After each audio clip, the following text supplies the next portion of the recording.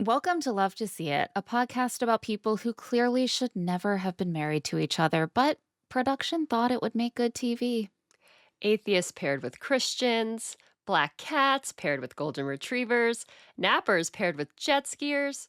Some of these couples just are not making sense. Not making sense to us. We're watching Married at First Sight, season 20, and if this is what it's been like every season, I understand why people have been trying to convince me to watch it for years, because this is crazy. I'm really enjoying it. Me I too. never assumed it would feel. Maybe it's because it's kind of produced like it feels like Love is Blind when I'm watching it because of the Well, it, honeymoon stage and stuff. And I think I'm yeah. like being transported to that and I'm so into it. Really? The format is similar in certain ways, but also I think that the production company is the same, Mhm. and so they have a similar They're at the approach. They same, have a like, similar Vedanta aesthetic. resort. Exactly. So little housekeeping. If you missed our earlier coverage of Married at First Sight or Love Island, just scroll back in the feed. Also, Rich Text is now on Patreon. If you head over there, you can find our latest episodes, which include a recap of the first 4 episodes of The Ultimatum with Tess Higgins, aka Reality Scholar on Instagram, as well as a recap of the second 4 episodes of The Ultimatum featuring our dear friend Allie Barthwell. And I'm finally getting to the finale this week. I promise I'm like way behind everyone now, but I really wanted to dig into each episode of this bonkers season really thoroughly. And with that being said, let's get into Married at First Sight episodes 4 to 6. Look at you, though, Claire, covering both Married at First Sight and The Ultimatum. You're a There's so much champion. dysfunction. They're two very like different, like the formats are both well poised to give you mess, but in completely opposite ways. Because in the ultimatum, they bring so much baggage from years of being together, Mhm. and you're like, why are you guys together? You should never have been together, but they have been for a long time. And in Married at First Sight, it's like they don't know each other at all, Yeah, there's no baggage. and yet you're like, why are you together? You Yeah, should be together. you shouldn't be together. So we open episode 4 with the mornings after the wedding. 3 episodes just to get us through 7 weddings. Mhm. Bouncing back and forth. Just so much wedding content that I was like I was ready for the honeymoon. I was ready, Yeah, and needed they a were too. change. Too many weddings. And this is from a girl who used to binge those shows that were like 4 weddings where you just watched 4 different couples Yes. have I weddings and used then to love vote on that each other's weddings. TLC. Yeah. But even for me, it was a lot of weddings. You know how they say that like there's a certain like 7 numbers is the most I believe that you can easily hold in your head Mhm. and in your short-term memory, like a 7 number sequence. I think that we've surpassed that number of Yeah, couples. yeah, yeah. Like It's I really think the number hard to of keep couples, track. Mhm. yeah. I think maybe I could hold 5 couples in my head. 5 would have been good. So most of them seem pretty happy the morning after the wedding. They're not upset yet. Mecca and Belle feel like best friends. She's already trying to float a matching outfit concept to him. We know that's why she got married, so she could match outfits. Nikki, if you may recall, was really freaked out that Sean made a comment about 69ing the first night they met. But then she says that during the night, he held her hand and she found that very intimate and sweet. She's willing to give it a shot. Yeah. I was getting concerned about Marissa and Adam because she tells Adam that an ideal day for her involves a 3-hour nap, and Adam is clearly shaken to his core. He's like he still is not into the napping scenario that she's Yeah. been putting out there since the wedding. He's like, Yeah. "But when will we jet ski?" Right. He's like, that's jet skiing Yeah. time. Like, if you have 3 hours and you spend it napping, when are you going to rip it? Yeah. And she's like, oh, isn't it adorable that I love to nap? And he's like, no, No. actually. But why can't you just jet ski without her, Adam? You know? Just Yeah. let her nap and you go rip it. Or you could take like the baby approach, just strap her to your back, She falls asleep to the sound of the waves. Exactly. White noise. The Exactly. water might wake her up every now and then, but she'll get a good snooze on. You have to compromise. Caitlin tells the camera that Devin is very touchy, but it didn't bother her like it normally would. She also tells him that she never would hook up the first night. That's not who she is ever.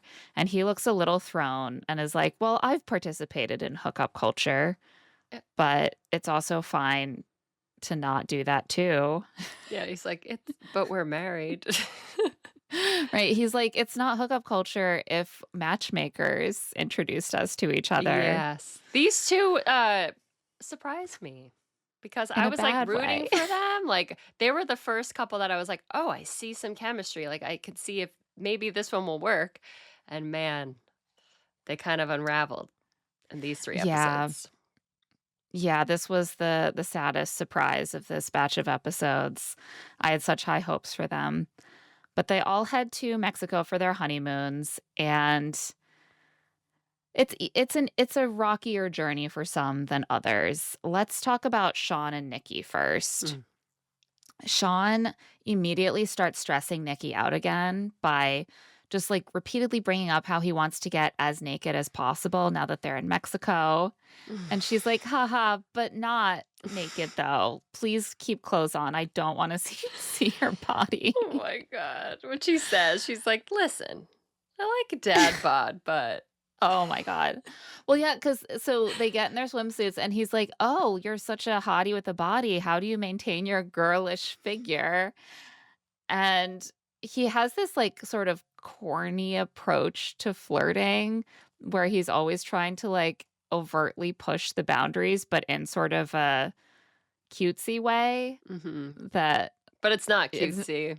it's Mm. not cute. It's not working No. for her. Then he's like, "Well, I'm not in my peak athletic form anymore, but I'm happy with my dad bod. I feel really confident." Yeah, and Nikki's like, "I'm not happy I'm with the not dad happy bod." with the dad bod. Keep your shirt on. But she's like, "I love his confidence." Yeah, but he is confident. I have to give him that. Yeah, and that can be like being confident in your body is like the quickest way to just make yourself look better, which is something I'm still struggling to accept at 38. That like the more that I hunch over or shrink and I'm ashamed, the less sexually charismatic I am, right? You just kind of have to own it. But he knows that. Yeah, Sean's confident, and you know what? He's not. It's not that bad. I feel like she's I making think it worse than it is. I'm like, he looks good. He looks fine. I think that Sean and Nikki are in this awkward situation where he's a good-looking guy, but he doesn't have the height or maybe the physical form of the guys that she normally dates. I think he's a very good-looking guy, but it's, Yes. like, not her type at all. Yeah. But she's like, "Okay, I could become attracted to a guy who isn't my normal type based on our relationship." But I think that that doesn't mean that their relationship is going to create those feelings, and it's Yeah. not because she finds him really off-putting when he Yeah. speaks. Mhm. And so it's not gonna build that sexual attraction that, she is working from a baseline of 0, and it's like, well, with the right amount of, like, charm and charisma that could get there, and instead he's constantly making gross sexual comments Yes. and The charisma's not charisming for her. yeah, exactly. She decides to ask him what he thought when she walked down the aisle, and he says he thought she was a beautiful young lady with wide eyes. As soon as if someone I was, like, married to, not even dating, was like, "You're a young what a young lady you What a are." like, I'm like, "I'm sorry, sir, we're the same age. Like, I'm not a Yeah. beautiful young lady. Yeah, I'm the your heat peer." dial immediately goes down. Like, "Are you my dad?" Like, I don't Well, you can tell he thinks this is a compliment Yeah. in a way, like, "Oh, you're so youthful." Just say, But "You're a beautiful woman." Like a beautiful young lady is what your dad would call Yes. you the day of your wedding, right? Like, it's Exactly. Exactly, like, yeah, "Oh, my" exactly. "My baby girl, my beautiful you've grown into a Yeah, beautiful young woman." Like exactly. It's not what I've certainly never would expect my new husband to say that to me. Mhm. She says she turned the corner on her end and saw a gorgeous audience. Yeah. Which is a little mean. Yeah. I was Co like, "Ooh." because it does seem intentional that she gives that loaded pause and then says audience, and he is not one to just take it. He's very vocally disappointed that she didn't say a gorgeous man, and she's like, "Oh, well, I'm not there yet. I'm just commenting on the audience. Let me get to you." But her compliment for him is confident, Mhm. which, while confidence is really good and important, if he's looking to be called gorgeous and you call him confident, that's sort of like saying he's not good looking. He wanted to Yeah. be called a young man, like a beautiful young man, a handsome young man. I saw a handsome young man standing at the end of the aisle. I also think that she is doing this on purpose, not just to be mean or funny, but I think that he is intentionally trying to b create more physical intimacy and, like, sexual excitement in their dynamic by making jokey overtures and joking about being hurt that she's not into it and, like, jokingly being like, "What about 69?" And she is trying to keep him at arm's length by shutting it down, avoiding opportunities Mhm. to compliment him in too sexually charged of a way, like, making a point that she is not engaging on that level. Yes, which is a turnoff immediately to her. So Right. their combination is just not working. Like, they just don't Yeah, want the same thing. Sean's not really reading the room, he just keeps pushing the sexual part of the relationship where she's flat out told him, like, "That's gonna be a buildup. Like, I just wanna right, get to know you and grow that part, and then maybe the sexual stuff will come later." But he just is like he forgets that's a thing, and right. I'm he finding it hard to blame her. I know people find her sometimes, like, cold or, like, not as open as she should be, but if she's communicated that she's not ready for that and she's not sending out the signals that she wants to engage on that level, what else is she supposed to do if he keeps pushing it? You try to send sterner and sterner signals that's like, "I'm not engaging with this. I'm not engaging with this. I'm not ready. I'm uncomfortable." And he yeah. just won't And you receive see, it. like, blips of them, like, they could have potential there, like, when he does kinda ease up a little bit, she kinda opens up, but as soon Yeah. as he gets too intense again, she wants to run away. Yeah, and I'm curious if this could end up being part of the situation with Devin and Caitlin as well. Mm. Sometimes the harder you push for the intimacy, the more the other person shuts down, and you have to pull back to give them the space to feel like it's safe to open up because you don't wanna feel like, "Oh, the minute that I give him an inch, he's going to take a mile, and I don't want a mile to be taken right Mhm. now." Sean says he's committed to the marriage, so old Sean has to be in the past, and apparently old Sean was all about himself and serving his own interests. Yeah. And Nikki says she relates, and she's also really grown from being so inflexible in relationships. And he asks for an example, and she says that she used to secretly judge partners for not being as tidy as her.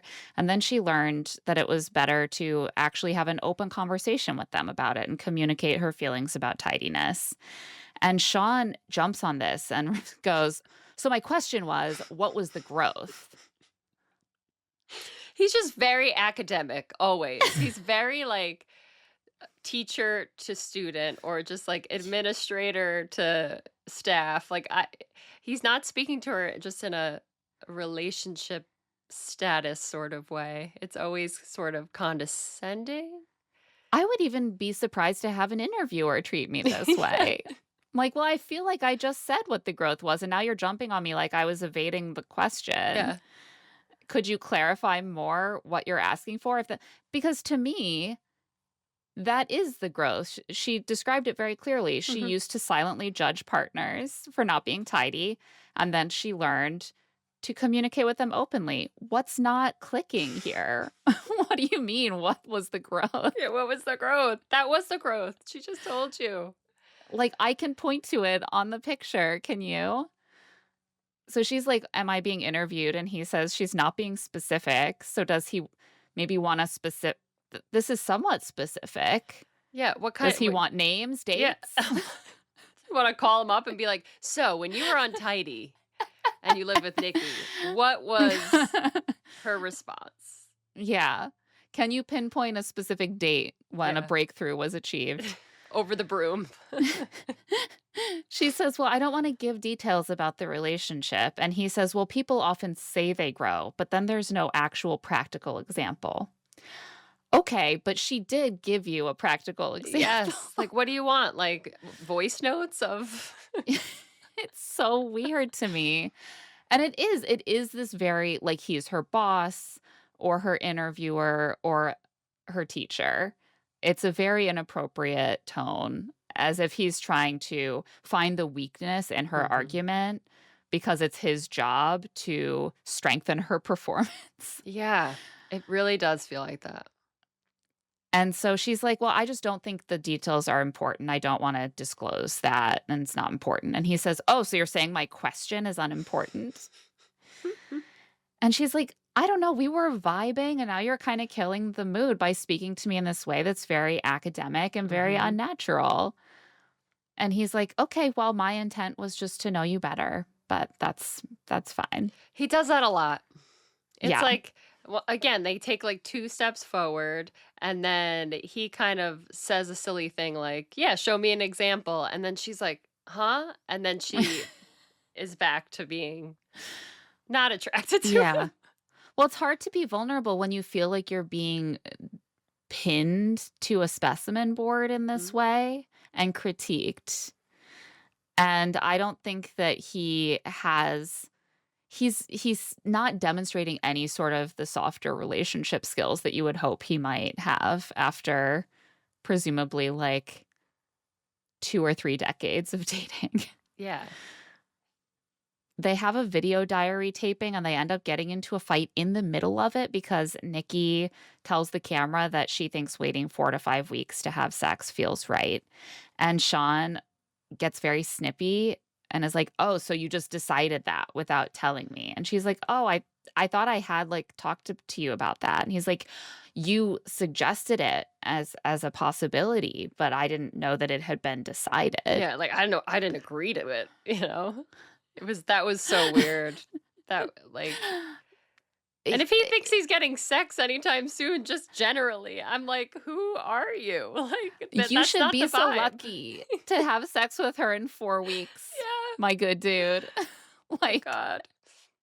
you're certainly not gonna be having sex with her in 4 weeks if this is how you react to her having clear decisions in her mind about when she's comfortable doing that. Yeah. Later, she tells him that when she sees, like, softer sides of him, she lets her guard down, but then he'll get really heated about something like this and act like she doesn't have the right to decide to wait to have sex. And he keeps trying to interject and say she's wrong about what he thinks, like, "Oh, I don't think that. I don't think you don't have the right." And Nikki says, "Well, you came off that way, and you speak to me like you're debating or you're on stage. You speak in a rough and robotic way instead of speaking to me like I'm a person with feelings." I agree with all of that. Mhm. Yep, I agree with Nikki. And I would probably play the Married at First Sight game very similar to her. Like, it Yeah. would take a while to build trust. Even though you're married doesn't mean that you don't have to go back and, like, date, you know? You're married, but you're dating as if you just met because you did. You did just You meet. did just meet. Right, it's like when people blend families and they're like, "Well, we're all that's like your mom now, like, you should think of her as your mom." No, people are not like that. You No. can't enforce that kind of relationship. It has to be built. And even if you both chose to enter this marriage at first sight, that doesn't mean that you don't have to build the relationship. That's how humans work. Mhm. He then says that he was just confused about or concerned about their communication and decision making in the future. And I am too, seeing how he handles these situations. Yeah. AKA, like, he's concerned that she's not communicating in an academic tone, and he's Right. concerned that her decision making doesn't involve sex. Yeah, yeah, exactly. Nick and Courtney are also not doing well, and they seemed like they might be well matched based on some of their profiles lining up pretty well, but as soon as they're alone in a room together, it all just falls apart. Yeah. Real bad. They head into their honeymoon suite. Nick tries and fails to open a bottle of liquor, and Courtney easily opens it. And it's obvious that this gives her a major ick. She's looking at him. Suddenly, like, the scales have fallen from her eyes. Like, you can't open a bottle. I'm just like, I thought you were a man. Later, she finds out he's not handy, and it's like, oh God, the hits just keep coming. Mhm. And I'm like, Courtney, you're a bodybuilder. Like, Yeah. of course you're stronger than Nick. He's just a guy who goes to the gym to look good on camera. Yeah, that's all. He's like a secret nerd. He tries to joke and laugh about it to deal with his embarrassment, but the problem is that Courtney actually thinks he should be really embarrassed. And then she tells him that the drink he's making better be real good to make up for it, and I don't think she's joking. Yeah. I think he can tell she's not joking, so he's, like, putting together the shaker with the marg inside, and he's like, "Watch this form." And immediately the shaker flies open, and the margarita goes everywhere. It's too much And pressure for Nick. Nick is losing it. Like, he starts laughing so hysterically that I was worried for him. Like, he was like, "The only thing keeping this marriage together right now is me pretending that this is funny." I would be embarrassed if that happened to me too, but it does. It happens every now and again, you know. No, for sure. But it's like, that's the tough thing about this show, where if this were a normal date and the person on the date with you couldn't be chill about this, you might just be like, "We're not a match. Like, Yeah. I can't be myself about around them." She But should they have have just to try yeah, to she make it should have work. just laughed at him and been like, "This is absurd. You're ridiculous." That's not how she feels. She feels Ick. ick. Yep. Later, they go to the beach and just kind of stand there. They aren't sure what to do together. So they just keep like looking around. I felt like this was a little bit on production. I was like, did production intentionally give them a boring date to play up the fact that they make each other so awkward? Yeah. Because they're at the beach and they're just like, well, we could look over there. We could wave our arms. Anyway. Later, they go to a pool, and it's even worse. None It's of their worse. The jokes pool's worse. they're like their jokes aren't landing, and they're sitting by the pool, and she's like, "Well, I guess we could, like, go get a drink at the swim up bar," and he's like, "Yep, Yep. we could do that." They're like, "Thank God an activity, going to the bar and getting a Drinking. drink." It's not good. And Courtney, if you recall, was worried Nick would get bored of her night Mhm. 1. She is already bored of Nick. It's been, like, 36 Yeah, hours. she's really bored of him. She's Yeah. She's like, "I can't." In her confessional, she's basically freaking out. She's like, "I need to think of ways to infuse more fun. Like, can I throw him in the Yeah, pool? can I Can he push him throw in the me in the pool? pool?" This seems to be her one idea. She I keeps know. coming back to it. But I don't know if she'd really actually like that. Like, her hair is perfect, like, curled, but then she puts it up, so then I'm like, maybe she wants to maybe it's time to be thrown in the pool, like You have to signal with a pool accessible hairstyle that you're ready to be thrown in the pool. I don't know. I was like, maybe you're boring. Yeah. Like, Mm. if your only idea for having fun is him spontaneously throwing you in the pool, that's not enough to build a relationship No. on. Meanwhile, Nick is like, "It's going great. She's so easy to talk to." And I know he's lying because we can see their Yeah, conversation. it's like, it's not going great, Nick, but keep living in whatever land that is. Yeah. I can't tell if he just really wants it to work and he's trying to think positive, or if he is kind of the seasoned reality pro and his mindset. He's always trying to throw shade at other people's Mhm. marriages and to be like, mine's going to be better than Felipe's. Like, theirs is definitely cooked. And is it part of his strategy to come off as one of the good guys of the show and to have one of the good marriages of the show by being kind of like willfully blind to any issues? Yeah. He knows what he's doing. Mhm. They do manage to have a conversation briefly where he says that he basically went into reality TV because he was a theater kid who ended up in STEM and he needed an outlet for Yeah. his like desire to be on stage. I He was was like, "Oh like, "I my always god." liked it, but my parents kind of had this, like, you know, path for me, and so I've gave up my dreams of theater, but Yeah. reality TV allows me This to is explore those acting dream I was like, "So you are acting. You're they're basically telling acting. you're acting."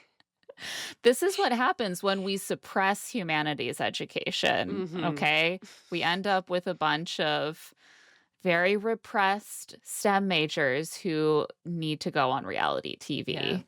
Who Wouldn't it need be just the better? they need the limelight, you know? It would be better if he could have just majored in drama and saved us all the trouble. Mhm. Also, her hobby is recreational cleaning because she just can't stand to sit still. And this Mhm. tracks, like she's so tightly wound. Yeah. And it also comes out in these moments where she starts trying to express her feelings and she becomes very like almost like manic and verbose, trying to Yes. like blurt out all her feelings. Like, what happens later on when she, like, cries? It just, like it bubbles up, and Yes. then it comes, and then 2 seconds later, she, like, sucks it back in, and then she's like, "Okay, good. Whew, I got that out of my Right, system." and then she's very manic and intense about being like, "Anyway, haha, it's over now, it's fine. Anyway, that happens, but now I'm good. Look at me and how good I am. I cried for like 5 seconds, but it's just like a monsoon in a Miami and now it's over." I find myself He's like, sometimes being "Please." like, "I gotta get past this Yeah, couple." it's, well, we're gonna take a quick break. When we get back, we will talk about some other couples. And we're back. Let's talk about Felipe and Tori. Felipe asked Tori about her religion, and she says she's Christian and she and God are pretty tight. And I thought Felipe was religious, Mhm. that he even brought this up, but he is an atheist. He was raised Catholic, but he's an atheist. She's like, "Well, what about baptism? What does that mean to you?" And he says, "It's a baby going in water. But if it matters to you, then I would Mhm. value I will it." dip my baby in water for you, pretty much. Hey, it's just water. Yeah. What's the harm? I was surprised she didn't, like, sort of freak out more here, but he's just like, "Whatever, if you're Yeah. Catholic, I'm Catholic, babe. You're hot." I'm s I can't believe this didn't come up with the matchmakers because if you are quite religious, marriage is very intimately linked with religion. Yes. Like, it is a religious rite and a relationship that's often rooted in, like, going on your faith journeys together, raising your kids in the faith, and it's a big deal to decide to marry someone who doesn't share that, and she was just, like, tossed into it. Did the Yeah. matchmakers even ask, No, like, "What's doesn't going on?" share any faith. He's like, "I am an atheist. I don't believe Right. in God," and she very much does. So, yeah, that was a big Yeah. mismatch. Or Yeah, I guess like, maybe there is the slight advantage of not having to try to combine traditions or Mm, choose one between the other. He can just kinda, like, check out of it, but, like, that's a big mismatch. She also says her faith has really helped her deal with being cheated on in the past and, like, the struggle she's gone through in life, and he says, "Well, I get hit on all the time at the restaurant." yeah, Great. not something you share, but sure. Yeah, he's like, "Oh, you've had deep struggles with being cheated on." Well, I have a lot of opportunity to cheat, and also I have cheated Yeah. on a Also, past I did girlfriend. cheat, Yeah, also I didn't tell her but about like it. I blacked out. Like I don't Yeah, remember it. That really got me. right, he's like, "I just felt so bad about it that I made myself forget Forget that it. I did it," and I don't think that's a real thing, And I Felipe, was I'm reminded when it sorry. was brought to my attention. Right. How could I tell her? I didn't remember And because then I I was like, felt "Oh so yeah, I did guilty. do that." And then apparently the girlfriend found out from someone else after they broke up. Mm. And Tori looks like she's been punched in the gut. But Felipe's like, "I won't do that anymore. I'm all in. We're married. No cheating." Later, she tells him more of the story of being cheated on. She was like living with her ex. They were very serious. She has what she called a girlfriend credit card, which is a concept I had never heard of, but guess she had an authorized card that her ex paid. But she got like a "Hey girl" message while he was traveling, and she found out the other woman was 24, so close to her younger sister's age at the time. And so she was like, "I just felt upset to see a younger woman being treated the way he was treating her. And I met her and got her a drink, and then I got a U-Haul and just moved out by the time my ex came back." Mhm. And I was like, "You know what, Tori? She's a Respect." I really like Tori. I Me think yeah, too. she's got a good head on her shoulders. I don't get her attraction with Felipe, but hey. I I want the best for her, and if he can be that guy for her, I'm glad she's attracted to him, I think he's good with but her. Like in one-on-one settings, he seems to be yeah. like very attentive and wants to get to know her. But then when he's like in group settings, that's when I'm kind of like, I don't know if I trust this guy. Yeah. Let's talk about Marissa and Adam. They're doing good because 'cause they're so attracted to each other, and Mm. he's been able to suppress his disdain for her lifestyle for a few For days. napping, yeah. Napping, reading, not ripping it on a jet Leisuring. ski, leisure drinking. Um, and they go get, like, drinks, and he gets, like, a regular coffee drink or something, and she concludes, like, "Oh, it's good that he doesn't drink because I know that we're not just having chemistry because we're drunk, and, like, he can always just get another drink, and it's not a big deal at all." Um, and then they sit and talk, and Adam asks her if she ever did modeling, and she's like, "No," and he's like, "I don't believe you. You look at you, you're Look at perfect." you. Look at us. Well, and then she says he looks like he did Abercrombie modeling, and he clearly agrees because he just, like, squints. Yeah, It's he's like, like, "Yeah." right. I used to go to that store and spritz myself with the Abercrombie perfume and pretend I was an Abercrombie model on my jet Yeah. ski. I hate Adam, but I he does look like a prototypical Abercrombie model, Mhm. and, um, if he never did Abercrombie modeling, you know what? I don't believe him, okay? He will now, Claire. He will he'll be on a jet ski in his Abercrombie water sportswear. Yeah, Adam from Married at First Sight. Our new our new model. Michelle and Cam have some tough conversations to have because she needs to tell him about her health situation. She tells him about her fibroid surgery and the sort of ongoing health struggles that might affect her fertility. So she says she's open to adoption. Cam says that his sister is adopted, and so he is on board with that, it seems like, as well. Mecca and Belle are also happy. They do match a little bit. They wear coordinating green outfits to go on a boat date. So, like, she's already bearing the fruits of her marriage are already being born. He's got painted nails. They I look like so it. cute Yeah, together. They I come up like with his a painted couple's nails. name. I know. And they come up with the couple's name, Becca. So original. Yeah. Well, it's funny because both of their names turn into more common names, which, like, you can do Mel Mhm. or Becca, Yeah, that's which is true. actually, I would say, more common than Mecca and Belle. Mm, but I think Becca is the one to go with. Yeah. I agree with that. On the boat, she tells him she's a little worried their vibe is too BFF, not romantic enough. And she's like, "You can just go ahead and lead me, and I will follow you." Yeah. She's like, "Grab my face, kiss me. I'm down." Yeah.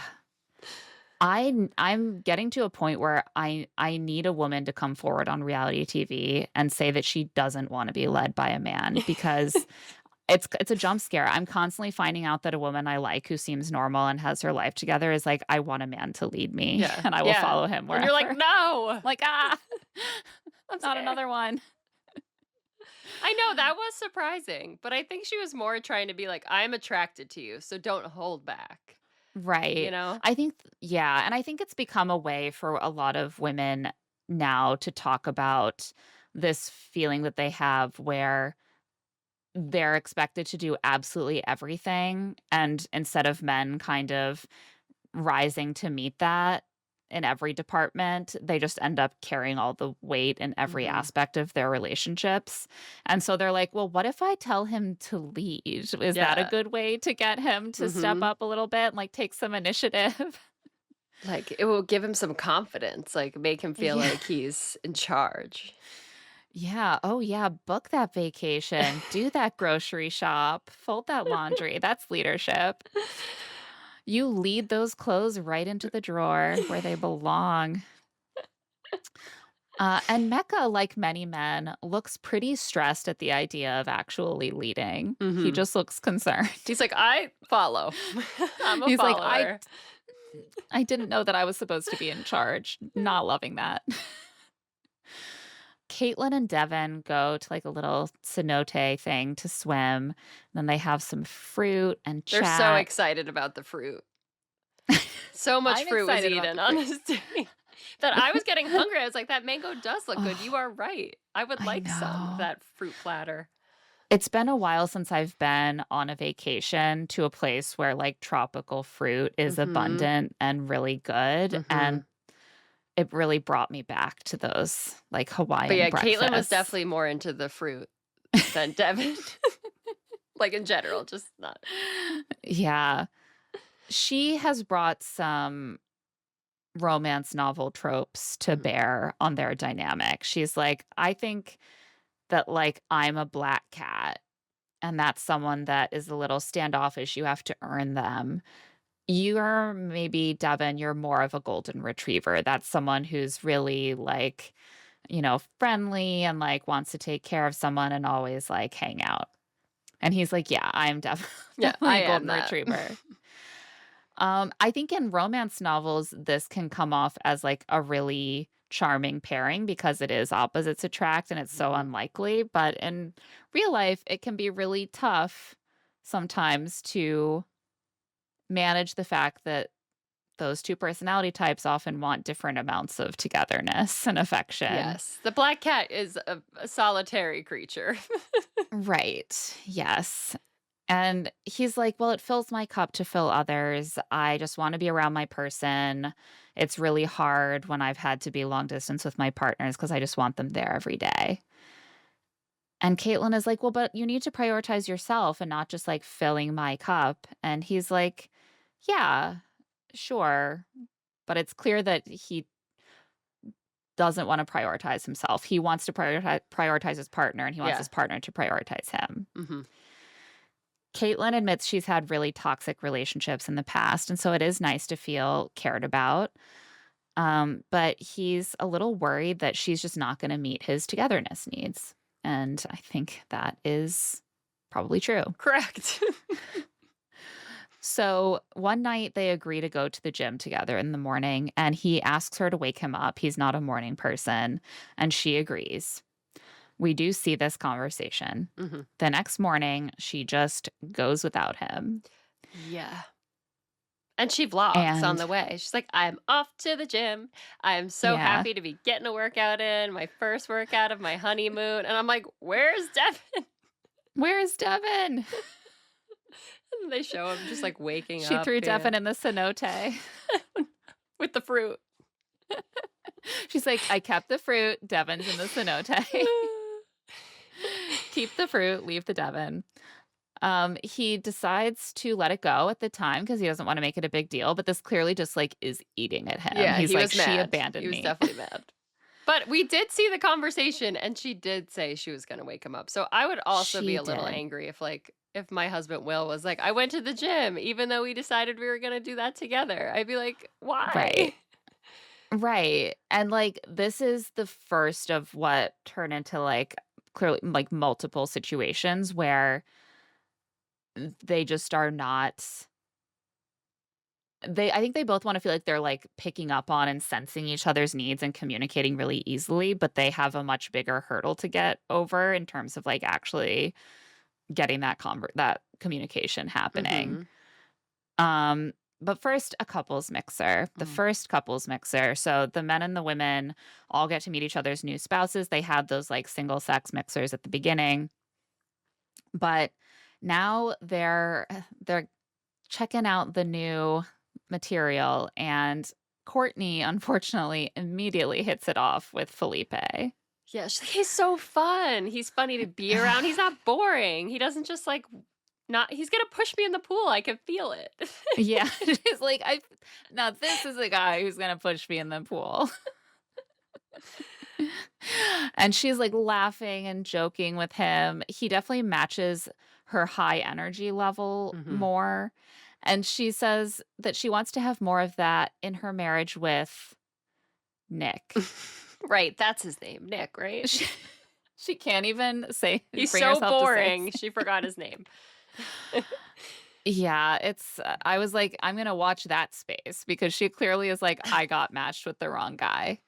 The men and women also compare notes with each other on how intimacy is going, and it seems like Adam and Marissa are the only ones having sex Yeah, because but they're they just don't like, talk yeah, they don't kiss and tell, but yeah. everybody's like, "So you had sex?" "We won't I mean, tell, but" they almost had sex before, so they have a little head start on everyone else. Mhm. Like they were flirting at a bar before they got paired, so maybe that Yes. gave them that extra boost. Caitlin and Devin both share with their respective groups that they are not aligned on how much time to spend together. She tells the women that he keeps trying to like gaze into her eyes and it's too much for her. Yeah. That does sound like a lot. It is. Eye contact is something, but she doesn't give any Yeah, eye contact, so she she doesn't. looks down or at her food or so any sort of eye contact, I feel like for Caitlin makes her uncomfortable. But he is very much Yeah. like a He tells the guys he feels like he's not getting much reciprocation from her. Like he's feeling neglected. It's tough. There's a long journey ahead for the two of them, and I'm still kind of rooting for them, Mhm. but this is tough. Part of me wants to be like, "Devin, let's build up to the gazing into the eyes. Yeah. Like, give her a little space to get comfortable with having this new person in her space all the time." I'm a little protective of Caitlyn and Nikki. I feel like I've seen a lot of criticism of them, like they should never have done this. They Mhm. clearly aren't really open to the process. They don't actually want to be married. They're too judgmental. But like I think you can wanna be married and be open to this experiment and still be really overwhelmed by having Yes. some guy in your space I mean, 24/7. they're That's two of so my crazy. favorite women on the season Yeah, because I find them same. to be very real. I would probably be like Caitlyn and Nikki, like I said. They're playing Totally. it like how, you know, how they feel. They don't yet feel comfortable and safe with these strangers. So they're How taking their could time you? and it probably brings up a lot of insecurities and I can only imagine how awkward it is. So they're Yeah. doing good. They're doing just fine. But yeah, everybody is Yeah. kind of coming for them. Yeah. Sean describes to the guys the argument that he and Nikki had about her deciding for them to wait for sex. And he's like, it's not about how she can't choose to wait. Of course, she can choose to wait. I just want to have a process, like for when we're buying a house or a car or a towel. And like, okay, but you're not buying a house or a car or a Or a towel. towel. What kind of You're towel? Extra fluffy. Yeah, which towels will we buy for me to rub my body down as my bedtime routine before I get in bed? No, that's episode 6. Let me not jump ahead. I just find that so like whenever men try to compare intimacy with like household purchases, Mhm. it's like, no, you don't understand. She doesn't have to have a process with you for Yeah. deciding when she's comfortable having sex. It also This felt isn't a like house. yeah, it felt very like test drivey. Like, "Oh, do you need to go like Right. drive her before you can like really, commit to this marriage?" Like Exactly, like, don't bring up just even the implication that this is related to, like, durable consumer goods, Mhm, yeah. right? Like, that's not what this I really is. gotta rub that towel on my body to figure out See if what it's the happens. one for me. God. And I would say even the men, to me, look a little confused about why he made such a big deal out of this. Yeah. They're like, 'Cause, like, it's "It like, seems" okay, so she can decide not to have sex, so why are you freaking out? Because it will make it hard for you to have a conversation about buying a car in the Yeah, future? you're like Like maybe the yeah. first time you buy groceries would be a good time for you guys to work on this particular skill. Courtney and Caitlin clearly have really bonded in part because their thing in their relationships is like my guy is trying to like be up on me and I am someone who needs space. Mhm. And they they want to vent about this. And so Courtney and Caitlin are trying to sort of just like moan together about this. And Courtney is like, if I have any more alone time with Nick, I'm going to shoot myself. Mm. But she doesn't want to hurt his feelings. She said that twice or 3 times during the which I'm She like, "Yeah, keeps I don't know if we should be joking about killing ourselves. He's not that bad." Mm. Also, that's just like a You spent like strong 2 days phrase. together. Yeah. I know. Mhm. It's like, yeah, quite a triggering, intense phrase to bring up because you've spent 2 days with this 'Cause he's person boring. because he's boring.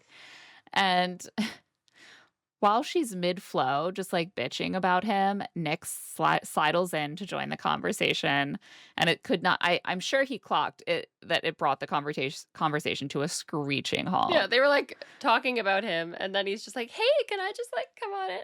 Yeah. Yeah, yeah, And then the absolutely. conversation just stopped. Yeah, Poor Nick, they Nick were had talking so about you. many, like, uncomfortable moments. Oh, so this brings us to episode 5, which picks up kind of after the mixer, and back in their suite, Devin tells Caitlin he's worried that she's pulling away from him, and he brings up her going to the gym without him. And she says that I'm sure this is edited weirdly. Later, we see her explain why she didn't wake him up, Mhm. but we don't see that part of the conversation here. She says she needs separation to recharge. She's never been with a partner 24/7 like this, and it's hard. And they kind of smooth it over by both saying they really like each other, and so they really wanna, like, do their best to work it out. This is another like, people keep again, saying, like, "Oh, Caitlyn doesn't actually wanna be married. She can't give what you need to give in a marriage," but she's been in entire relationships. Like, long Lots of term relationships too. right. Yeah, she said And 4 lots of years or something? relationships don't rely on being actually together. In fact, a lot of people broke up during COVID because they were together Too 24/7 with their much. partners Mhm. for the first time. And I think Devin sees that she probably needs, like, time to herself. I think he maybe just wanted her to be like, "I wanna go to the gym by myself. I don't want you to come."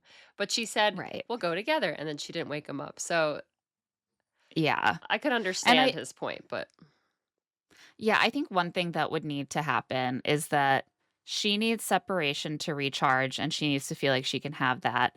But then you need to come back with some energy to give Mhm. back to him. You can't come back and still be acting like you don't want to be around him. Yeah. And maybe that's a balance they could find, but it doesn't look promising because it seems like their needs are so different. So different. And, like, I need a lot of space to recharge from my relationships. Like, my husband and I remember when we first spent, like, a 3-day weekend together because we didn't it was a long weekend and I was just like, "I'll just crash at your place all weekend." By Monday, it was not great No, you're like, because "I need a second." yeah, and that was after dating for, like, 6 months probably. Yeah, and you're still And in, now we like live together and it's okay, but, you're like, "But now I just escape to the attic sometimes."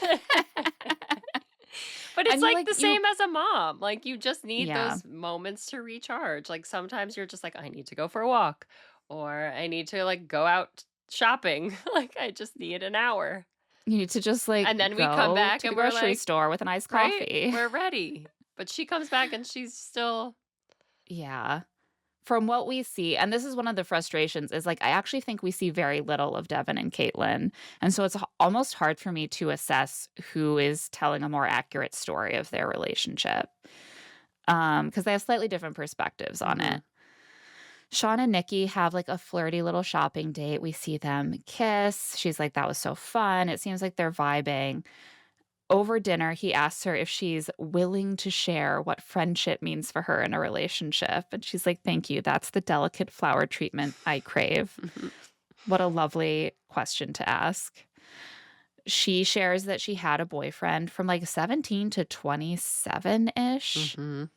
and they were best friends, but she started to feel like she was outgrowing him, and he told her that he needed a simpler woman. So she realized she needed to find someone who wouldn't feel small next to her because she had these ambitions and a life that she wanted for herself.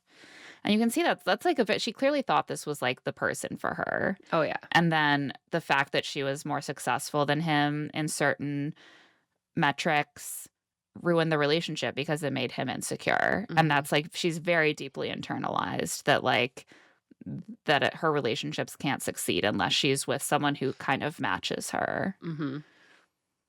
And thus the very rigid list of, like, he has to make The salary, exactly, $250,000. it all Yeah. comes out now.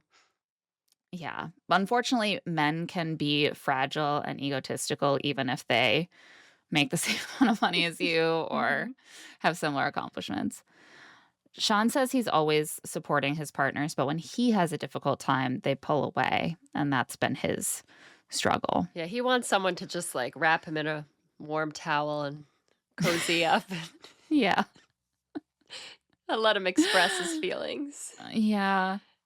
I would love to see Sean being supportive, but I feel like he's always being, like, actively antagonistic to Nikki, and even when he's being flirty, it almost feels like there's this edge underneath of, like, Yeah. "Why are you not giving me what I want Well, yet?" even when Like, he I twirled her in that dress, and she's like, "Ooh, my Yeah. boob's gonna pop out," and he's like, I wanna see the boob." But I'm just like, if that's why she's getting, like, the ick from you, because that kinda Right. stuff is just, like, not that's not romantic, and I don't know you well enough for you to say that. It's kinda weird, but Right, it's like if you're a man who came up to me at a bar and started doing this, like, Mhm. that's about how well you knew You her know when each you yeah. started acting like this. Yeah, he's like, "Yeah, what the boobies?" Yeah. Cam and Michelle talk about geographical location because he actually lives in Portland. He's a college basketball coach, and he's like, "I just have to go to where the coaching gigs are." When you work in university roles, that can be very limiting because even within a region, there might not be any opening. So he's like, I go where I get a job. And Michelle says, "Well, I just like Seattle better than anywhere else. And I would also love to be close to my parents when we have kids." So that seems like a very real hurdle that they're going to have to Mhm. figure out. She also shares that she wants to try for kids soon, but she needs more surgery for her fibroids. And then she would have to wait at least a year after that. So she's like, we'd have to plan. And he's like, "Well, I'm not in a hurry to have babies. I like to actually like be in my first long-term relationship first Yeah. because this is gonna hopefully be my first one." I think it's gonna work, but let's throw some kids in it and just see. Yeah. Also, I realized she says quite clearly in this conversation that she's 34. I know, I thought she was younger than that. I did too, and Should I'm we very confused. I'm gonna go back and check on the I mean, I I looked guess they said she was 34 on her Chiron, but I get like I would have to go back and watch the first episode when she's introduced, but when I Googled, I saw that a lot of outlets have her listed as 28, but then a lot have her listed as 34. And I was like, does anyone know? Like, what, we need the truth. where did this start? But it would make sense as, like, a 34-year-old woman dealing with, like, her fibroids and stuff. Of course, she's gonna wanna start a Right. family. Even at 28, Totally. like, if you know that it's gonna be, like, a hurdle or something that's gonna take longer, um, to work at. Yeah. But, yeah, I am confused about her age too. We'll have to And their confirm it. pairing makes more sense too, because it seemed like they were 'Cause he's like a how old decade is he? apart. He's Yeah, 37. yeah. Yeah. So I guess she's 34 because I heard her say in a year I would be 35. Oh, I so was you like, what? so I think she must be 34 And then. I think she's 34, but like, why? Where did the confusion start? On that note, we're going to take a quick break. When we get back, the rest of this batch of episodes. And we're back, and it's time for a pool mixer. Mhm. Remember the first batch of episodes when you could just really cleanly separate all of them? Yeah. They've started to mingle the Now it's storylines. just like it's a true mixer. I know. We're I'm in a mixing and blender. mingling. They're putting my tender heart in a blender. Adam makes a real statement by donning swim socks by the pool. That is more gross than just being barefoot. Like, why? Why? He's like to get grips on the bottom of the pool, so when you play like catch, like I don't want to slip. It's so funny because he's like, if a game of football like breaks out, I won't slip or get outrun, and like there might be girls to I gotta show impress. off. And I'm like, 2 things. First of all, you're married. Like, why do you care about impressing random girls? More importantly, do you think the girls will be impressed By, by your tube like your socks in the moist pool? tube socks, like, in that's just so gross to me. I Ugh. think that 10 out of 10 girls are going to pick the guy without The tube tube socks sock. on over the guy who never slips while playing football in the pool. Yeah. Like 100% of the time. I think like swim socks are a separate thing. They're like, as he calls them, an underappreciated piece of But fashion. that's not he wasn't wearing, Th like, legit swim socks. He was wearing, like I don't know if they were Nike or not, but they were just 2, like, regular they old were tube socks. socks. Well, that's the thing. I was like, are these like swim socks that are just made to look exactly like athletic tube socks, or are you wearing athletic tube socks in the pool? Either way, it certainly looks like you're just wearing athletic tube socks in the pool, and that is weird and gross to people. Yeah, what about some water shoes, you know? At least everyone will know what those I mean, I'm sure are. he wears them on the jet ski.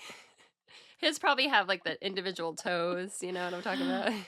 Yeah, yeah, yeah. Those I'm hearing that those are coming back. Those are having a moment. That's really good for your foot health.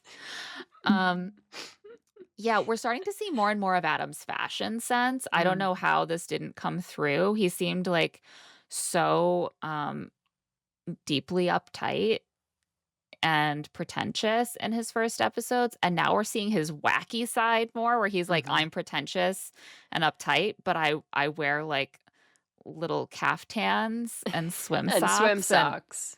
flat boating hats with Mhm. orange ribbon. We're gonna see even more in the next batch. We're seeing his Burning Man side. Mhm, mhm.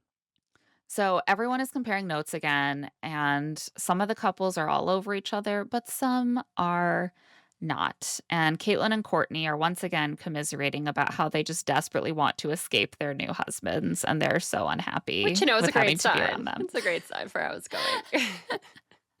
They're like, we're just not emotional people and we need space. Mhm. Courtney says that Nick tried to cuddle her and she was like, get away from me. She says that they've spent so much time together and there's nothing left to talk about.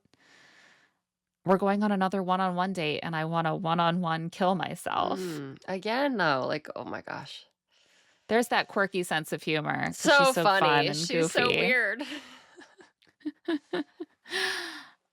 She keeps comparing it to quarantine. Like, she's just like, I'm in prison, Yeah, I'm in she clearly had a hell. terrible quarantine. Something happened in quarantine because she's being I triggered. I wonder if she was living with a partner Or her and then she realized she parents. hated them. Yeah, or her parents. Devin, meanwhile, is telling the guys that Caitlin wants to miss him, and he gets that, and he's like, "Maybe it will also help me become more independent." Nothing will help you become independent like having a partner who doesn't wanna be around you. Yeah, he's a true team sport kinda guy. Yeah, he's like, "If Mhm. this is the role I have to play to help my team by being all the way over on the other end of the field I'll do where it. they can't see me and they're all in a But I scrum hope they come to the together." locker room later so we can hang out.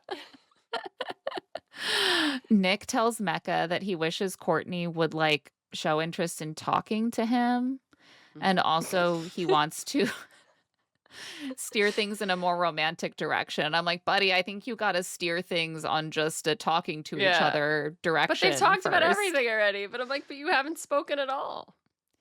Right? I'm like, "Courtney, this is too soon for you to have run out of things to talk Mhm. about." Like, I do think you're maybe just not an interesting person if you've known this person for 3 days and you're out of I things to think say so, to yeah. him. Mhm.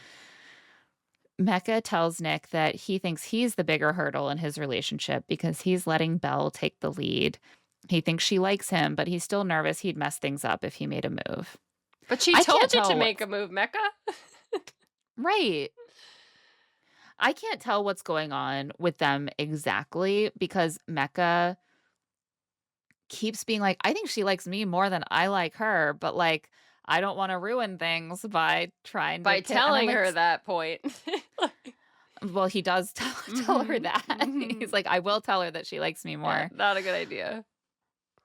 I think, like, I kind of wonder if we're looking at almost a Casey situation where his feelings are so hurt still, and he's so wounded by the fact that she didn't want to slip him some tongue at the wedding Mhm.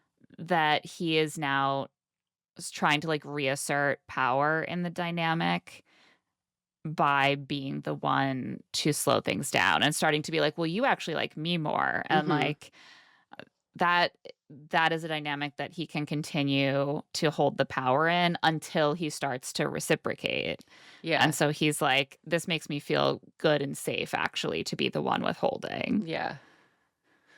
like she did." Remember, no one wanted to kiss Yeah, me, she let's didn't wanna remember yeah, that. she didn't wanna make out with me, and my dad said that's bad, so Yeah. I gotta be the powerful one again. Yeah. 'Cause I can't figure out why else he wouldn't want to. She's made it clear, he's like, she's pretty, he wanted her to kiss him night 1, so I'm like, "Why is it so Yeah, weird all of a sudden?" yeah, That's and all I got. yeah. Courtney also tells Tori that she wants to get Nick to show more personality like Felipe. She's like, "I just wanna tell him, 'You're boring.'" Yeah. And she's like, "I really blame myself, for everything, and it's my fault for how this is going." But it doesn't seem like she does, and I have yet to hear her blame herself. All she does is call Nick boring and say she wants him to Yeah, be she doesn't say different. anything about, "Maybe I'm boring." Where she was in Yeah, the beginning, she was like, "I think he's gonna find me boring or get bored of me or, like, is he gonna like yeah, me?" But now it's all, like, on him. But he's just yeah, living his life. He's just being Nick. yeah.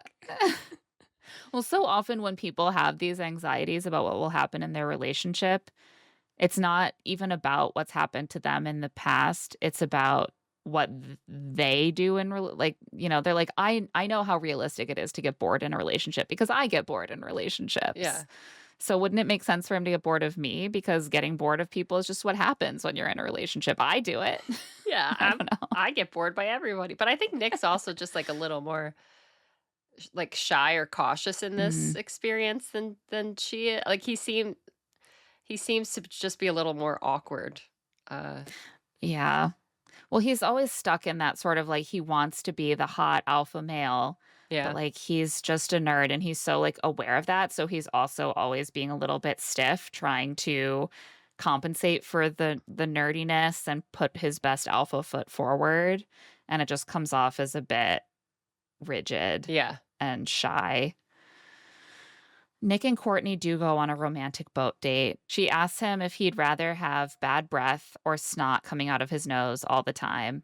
And he picks bad breath, and she's so horrified. And I was like, well, don't ask him the Yeah, question then if you're don't going to ask him react. the question. But he's like, "I wouldn't just want snot." You could see snot, but you can't see bad breath.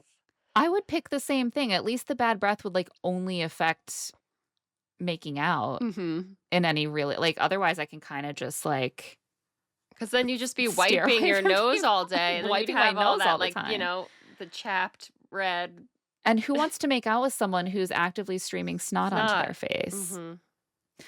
Mhm. Team Nick on this one. He tells her that he wanted to cuddle her the other night, but he wasn't sure how it would be received. And she says that she feels bad because she wasn't into it. She's a slow burn and she's not mushy gushy. She's very blunt. Yes. Which is good She and also, bad. yeah, You know? At least she's good and not, bad. like, lying to him. She, like, tells him how she's feeling. She Yeah. can't hold anything back. It's better to be transparent than to lie. Could you sometimes be more sensitive about how you say it? Yeah. Yeah, but like Yeah. ultimately the information Just a gets little out there. filter, you know? She also says that she's goofy and she needs more playfulness, and she wants him again to throw her in the pool. Mhm. And then suddenly she gets very choked up and says she feels awkward asking for what she needs because she'd rather that he be happy than be happy herself. And then she's fine. And this is all we I were didn't even talking see about any earlier. tears, but she was like, it was the weirdest moment. I've never Yeah. I'm good. It I'm was good. like, Woo! I'm good. My emotions see how quickly I get out of it? Did you notice that? Do you notice how, like, I barely cried and then, like, see, that just happens. I really get the sense that she has internalized a great deal of, like, importance should be placed on emotional control. Mm. That, like, she is so Don't show weakness. horrified at Yeah. the thought that she's gonna show weakness, that she's gonna cry, that she's gonna come off as emotional, and so she controls it very hard, like, she's, like, pausing until she gets it under control, and then she tries to keep it on lock, and then as soon as she feels better, she's just like, "See, it's fine, like, it just blew right over, don't even worry about it because I get upset and then it's, like, over," and he's like, "Wait, we didn't even talk about the thing that Yeah. made you upset because 'cause you're so busy, like, assuring me that your emotions are, Or like, like, done now." yeah, like I'm not judging you or something. And he was actually, I feel like, kind of moved when she started to cry. He was like, "Oh," like, and Right. she's like, "No, I'm out of it. See, back She to what were we talking about? Let's just, Yeah. I'm goofy. It I'm really playful." did remind me of being in Miami and, like, a storm blowing through where it's just, like, Mhm. sunny skies and then storm, and then it's over, and it's a million degrees and A dry sun outside shower. again. Exactly. And she's like, "I'm just a girl, it's fine." Like, she's like, "Emotions are girly and weak and embarrassing. Don't worry, I don't actually have them, and if I do, it's for a very brief amount of Oh my time." god, she would hate me. I know. I was like, "Let's lie in bed and just cry I'm all like, "Let's day. Gotta get those cry. feelings." Like, That's let's being a girl, cry. okay? A good I'm cry is kidding. so great. We all have to cry. I love when my sons cry and, like, show their emotions, and once we were, like, in line for kindergarten pickup, and my son was crying about something, and he'd had a tough morning, and the kid next to him started being like, "Boys don't cry. Like, my dad says you have to control your emotions and, like, not let No. the tears out." And I was like, "Please do not say that to my son. Yeah. He's fine. Like, he Not can in cry our if he's house. sad." Everybody cries over here. Yeah, I'm like, let's not raise another generation of people who are afraid to admit to an emotion. But yeah, I think you're right. Nick softened seeing the emotion. He wants to, like, have some more vulnerability, Mhm. but she's doing what some of the men I think are doing, where she's, like, hyper examining him and dissecting him and waiting for him to, like, impress her, and it's making him clamp up even more, and when Yeah. she shows a little vulnerability, he's like, "Well, then maybe I can," and she's like, "Don't worry, I'm not vulnerable, it's No, she's fine." so wound up. She's just like, and he just wants to, just unwrap her from this. He wants to unwrap her in every way Yes, imaginable. but she just, like, immediately, you know? Yeah, she's comfortable being swaddled. Yeah. He's like, "I'm goofy too, and I can just be so cautious in this environment that it stifles my goofy side." He spends a lot of time on reality TV for someone who is, like, afraid to be on camera. He doesn't seem like a reality TV type, but here he is, Yeah. show whatever. It just comes out in these ways where, like, he is really comfortable giving these sort of juicy confessionals and, like, talking about other couples and, like, throwing shade. Like, he's a little more familiar with how the shows are put together and what makes for good TV, but he's not, like, comfortable being on camera. No. She brings up all these shows he's been on, and he says, "Well, I'd rather do this without cameras, but I was really trying to find a wife and it didn't work, so I was like, this is the best option for right now." He's like, "I'm used to, cameras is where I'm comfortable." Yeah. Yeah. My theater roots, and I knew if I found a wife on one of these shows, it was the real deal. Yeah, whenever, like, people I'm like, "Is this really the only option that you had as, like, a handsome, like, early 30s guy in Seattle? You couldn't find, like, a matchmaker or something? Like, you No. had to do it on TV?" Like, just admit you wanted to go on a TV show TV show again. again, yeah. But he's like, "Yeah, this is my world now." Later, they talk about going on dates back in Seattle, and he has gone to see Avril Lavigne at the Paramount, and she's Mhm. like, "Wow, that must have been epic." He's like, "It It was." was. And they figure out that his resting bitch face has been throwing her off. He's like, "I just make that face. It's not that I'm judging you when I use it." So they're chipping away Yeah. at some of the issues. And it seems like the boat date was a bit of a breakthrough, Yes. that they aired some things out. They can be goofy now, you know? But has he thrown her in a pool yet? Yeah, don't cry. Once I was at a high school party and a couple guy friends tried to throw me in a pool and I did start crying. Oh, I would I was like, cry. "Do not throw me in the pool, please." Please. Why I do was guys think that was fun back then? I think I was I thrown don't in a know. pool. I was wearing my mom's silk scarf, so I was Oh, like, yeah. "Please, not my mom's silk scarf." And they were like, "You're no fun." You're like, Like, "Good, leave me this is alone." not a party vibe. Yeah. Courtney would have been horrified.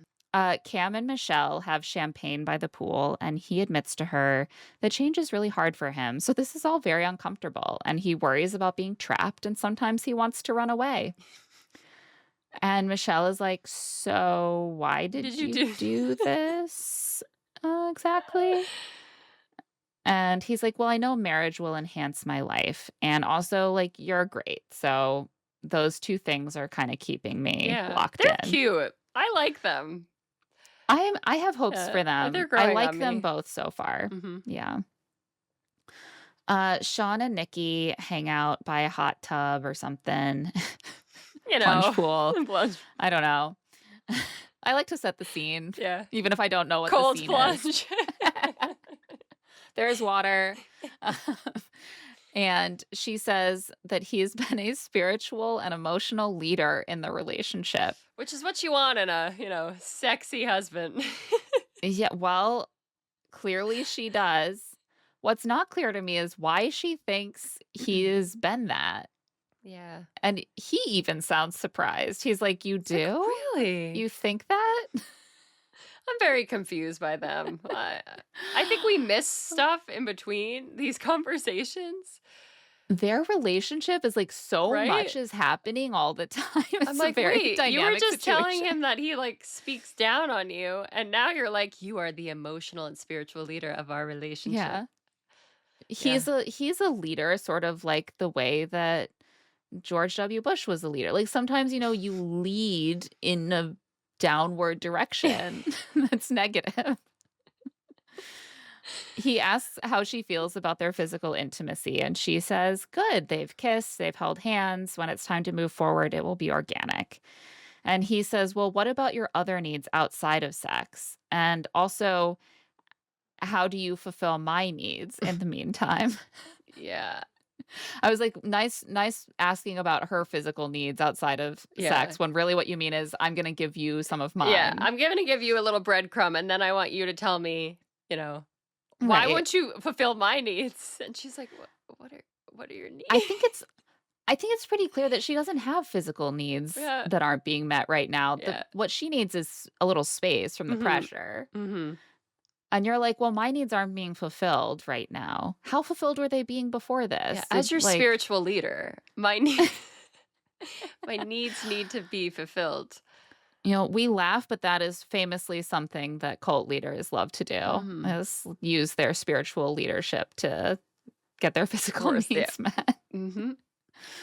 Um, but like the idea that she has to like find a way to fulfill his needs in the meantime, to me, is like exactly the kind of moment for him to just back off and to be like, "I've known this woman for a week.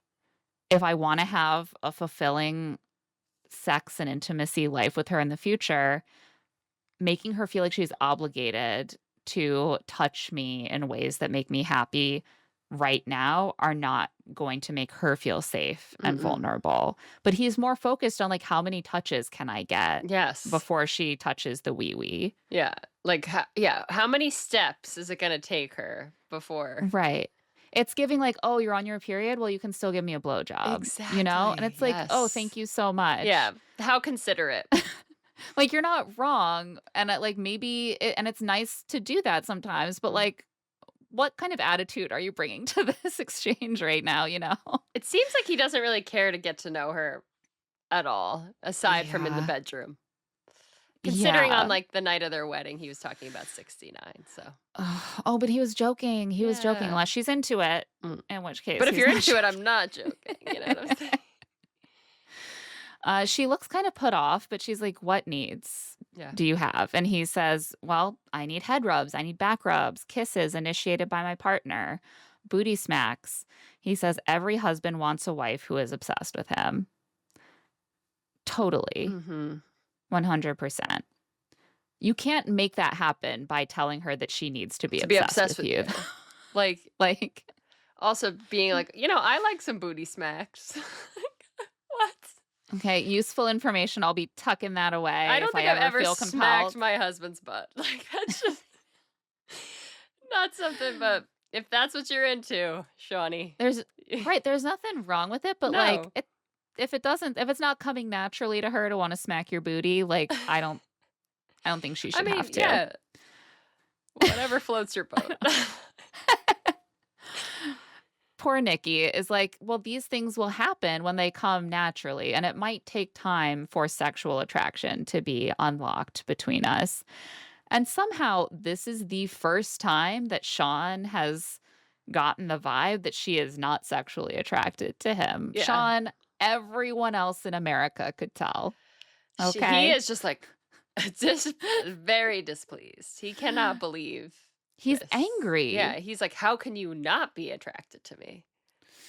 He starts saying that in her mind, then the kisses they've shared don't mean anything, and that's dishonest and misleading. So the leap to like make her a bad or cruel person for not feeling as attracted to him as he Mhm. wants her to be is so quick. Yeah. He's like, "Oh, well, you did something wrong then." Yeah. "Then why did you slip me tongue?" You know?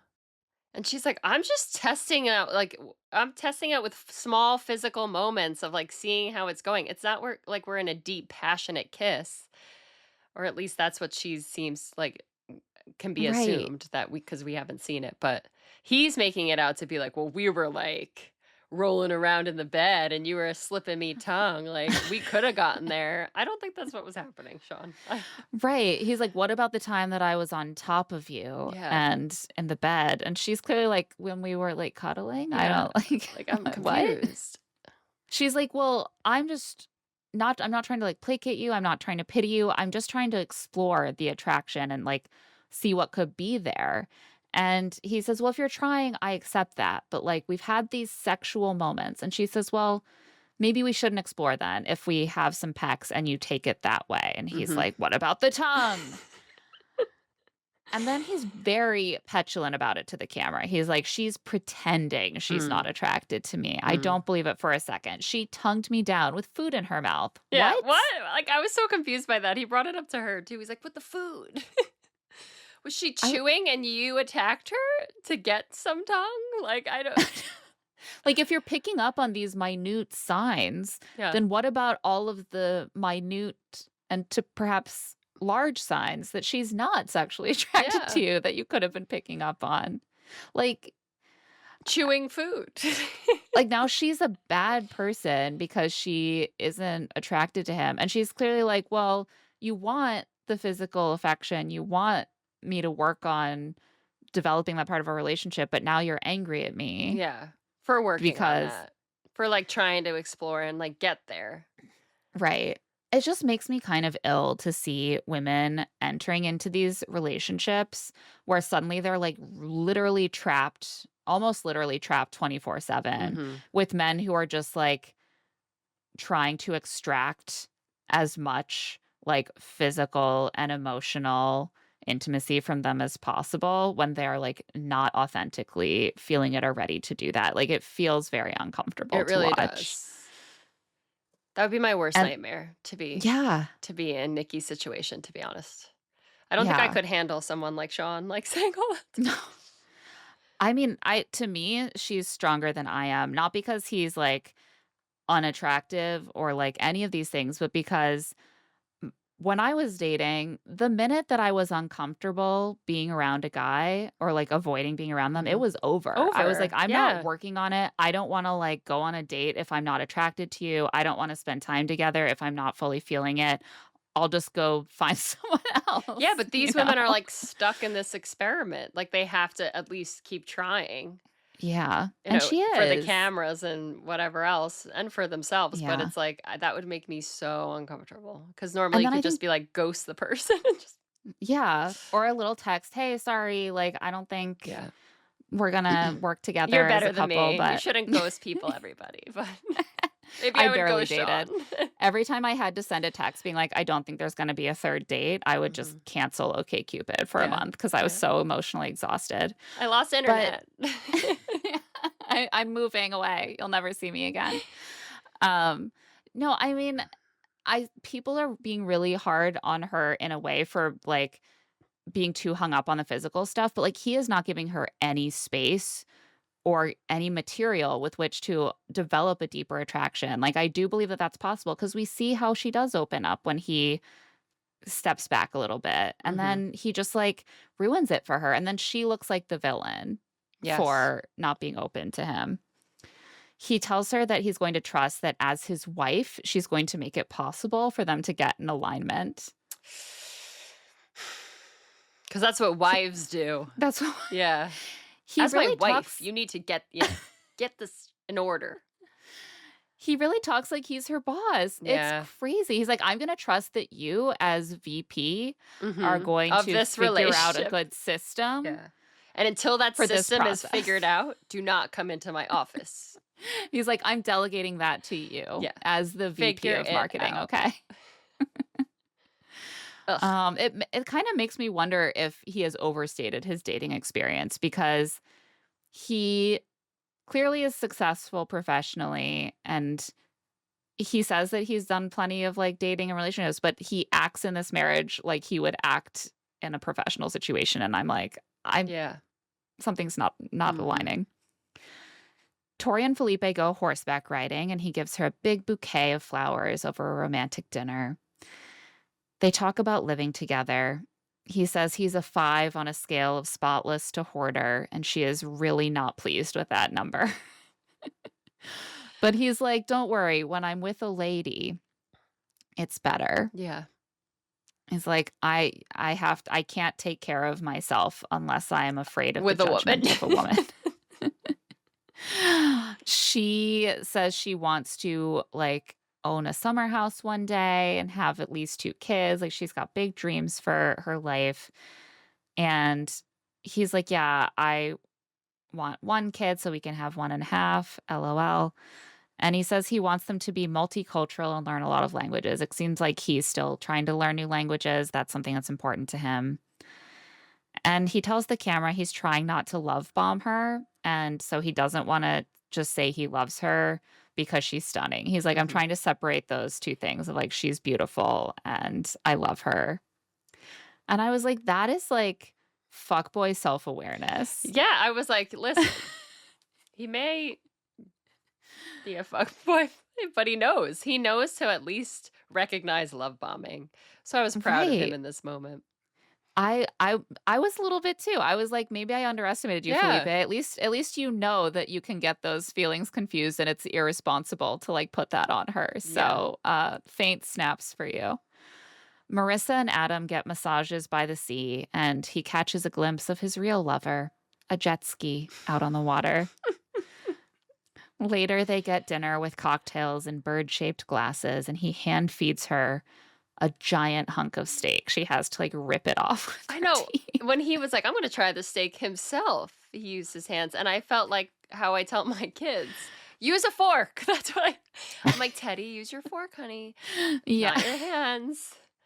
I'm like, Adam's parents never told him that he shouldn't pick up a beautiful piece of steak and gnaw at it at the time, And, like, hold out and the then hold giant it for hunk to her. her like she's, like, a wildcat so she can, like, wrench it off. I was I'm getting the sense that he really is such a interesting blend of, like, kinds of guys I would not wanna be around, Mm. and one of them is, I think, the sort of, like, maybe carnivore style, like, picks up hunks of raw-ish or, like, rare steak and just gnaws at it. I bet he does have the barefoot shoes, and then he's going to Yep. Burning Man, and then he's like, "I play piano, and my parents and their generational wealth have, like, imbued me with values around the arts," and I'm like, "Oh god, every Yeah. part of you is exhausting." Mhm. But protein is important, Yeah, you but need the only if you gnaw. protein. Like, just cut off a small Right? piece for her You're with your also, like, knife. at dinner, like, that was just so weird. He's like, "It's the best steak I've ever had." Like, But Marissa is she likes it. googly-eyed Yeah, over I'm like, him, so "Ugh." yeah. Everything is cute to her when he does it. He asked her who she would choose if she had to send one couple home. I was like, "Adam, do you know what show this is? Yeah, he This loves is the goss, not though. You could it's tell. not He, like, competitive." loves stirring the pot. Totally. And she won't answer, but he immediately says Devin and Caitlin because Caitlin is so much more reserved. And he basically says that Caitlin is doing something akin to doing a ski jump and changing your mind in midair. Like she decided to do this and now she's like Mhm. second guessing Yeah, it. for all ski jumpers out there, made complete sense. I'm not one of them. But he's like, that's when you really get injured. And I was like, so you're saying Caitlin is Yeah. going to break her leg Leg. Mhm. because she doesn't She want decided not to to have do the sex with Devin yet? quadruple Shaun White, you know? I don't know. The That's his friend. McTwist. He's seeing his friend have a hard time. I respect that he's supporting his friend here, but I was like, We "Caitlin." don't have to bring Caitlyn down in the yeah. Maybe they're She's got just her at own a stuff. match, yeah. He's like, he thinks he's like, "They're cooked." He's doing like, "They're cooked. They're Mhm, cooked they're because cooked. Like the the steak, therapy they are can't help so them." cooked. He asks what she thinks they would have a big crazy fight about, like he and Marissa, and she says that he likes the jet ski more than her. Mm. At least she's very, And like, jokey. They do have a good yeah. banter. Like, she kinda has accepted his weirdness, like, especially with the jet ski, and she pokes fun at him, and I like it. If she was Yeah. more, like, all about No, thinking she's his very jet ski easygoing. obsession was fine, then I would be Yeah. concerned. He's the one who has not always seemed tolerant of her quirks, and so my concern for them would be that she'll be really good at accepting and accommodating his stuff, and she'll have to, like, lose touch with her own preferences and Mhm, desires because he's not as accepting of those. But that's, like, a longer term question mhm. to see unfold. He also says that for her, it's like dating someone with a kid, and the jet ski is the kid. Yeah. I was like Like, no, it's not. He also says he once had a fight with an ex because he said "bro" too much and he couldn't stop. but she's like, "I love the way you talk. It's, like, half the Yeah, reason I like you. You're so weird." she's so smitten. What if they're the only couple who stays married? That would be wild. He After was like my my first instant reaction, enemy. right, to I Adam, know. we I were was like, like, he "Ugh." cannot be married. Caitlin and Devin get dance lessons, and she does get a little flirty. And Devin is like, "This is great. I'm a lover boy. She's being like flirty with me. I'm so happy." But later we see them at a water park, like having a double date, it seems like, with Marissa and Adam. And he's so jealous of Marissa and Adam's chemistry. Mhm. Caitlin won't compliment him or touch him, and his cup is empty. His cup She's trying her runs dry. best. She's that black cat, you know? Yeah, he needs to work a little bit harder, I guess. Mecca and Belle have some tea in bed and talk about how happy and real their marriage feels. And she's like, and we're attracted to each other, which is great. And he asks if she thinks one of them is more attracted to the other. Which is, like, so bizarre. Why would you Right. one of us has to be, like, less attracted to the other, right? And like she doesn't seem to have like thought about that. Like, and it's Mhm. so obvious that he brought this up so that he could tell her that he's less attracted to Yeah. her than she is to him, Mhm. and then gauge her reaction to that. It's like Yeah. he set up this whole scenario to neg her and then see what he could get Instead out of of just doing being like, that. "I'm slightly behind you, I think, but I'm really into you. I'm trying to figure it out," or whatever. He's like, "Who's less attracted to the other? Because 'Cause I'm less Right. attracted to you." Exactly. And like the Sean and Nikki situation is so different where they're trying to talk about like when they'll hit certain like benchmarks and her comfort level where it comes up that she's not really attracted to him. He's explicitly like, I would love an opportunity to tell you that I'm not that attracted Yeah. to you. That I'm, like, at a Why? 60%. Oh my God. He's like, I think I'm definitely less attracted than you are to me, but you hide how attracted you are to me for some Mhm. reason. He's like, I think your attraction is at a 150% and I'm at 80%. And then he's like, no, but seriously, I think it's 80 to 60. She's like, No. why would you tell me you're only 60% attracted to me? That's So now I'm bad. yeah, now I'm 10 times more insecure. Not only are you not attracted to me, but you are sensing that I'm more attracted to you, which makes me so uncomfortable now that I'm like being too much. Like I'm Right. showing too much. She feels that I'm like she's attracted being to you. thirsty. Exactly. Yeah. But she does not jump to criticize or demonize him No. for saying that, even though he unnecessarily brought it up to neg her Mhm. and make her feel insecure, I think. She tells the camera, like, "That's not what you wanna hear as a woman, like, you always want the man to be at least as attracted to you as you are to Mhm. him. So, I'm just gonna dial it back, like, I don't wanna be looking crazy by doing too much." And he tells her that he's been outdoing her with affection, and sometimes he wonders if he's embarrassing himself. It's like, "What? I I don't he think that."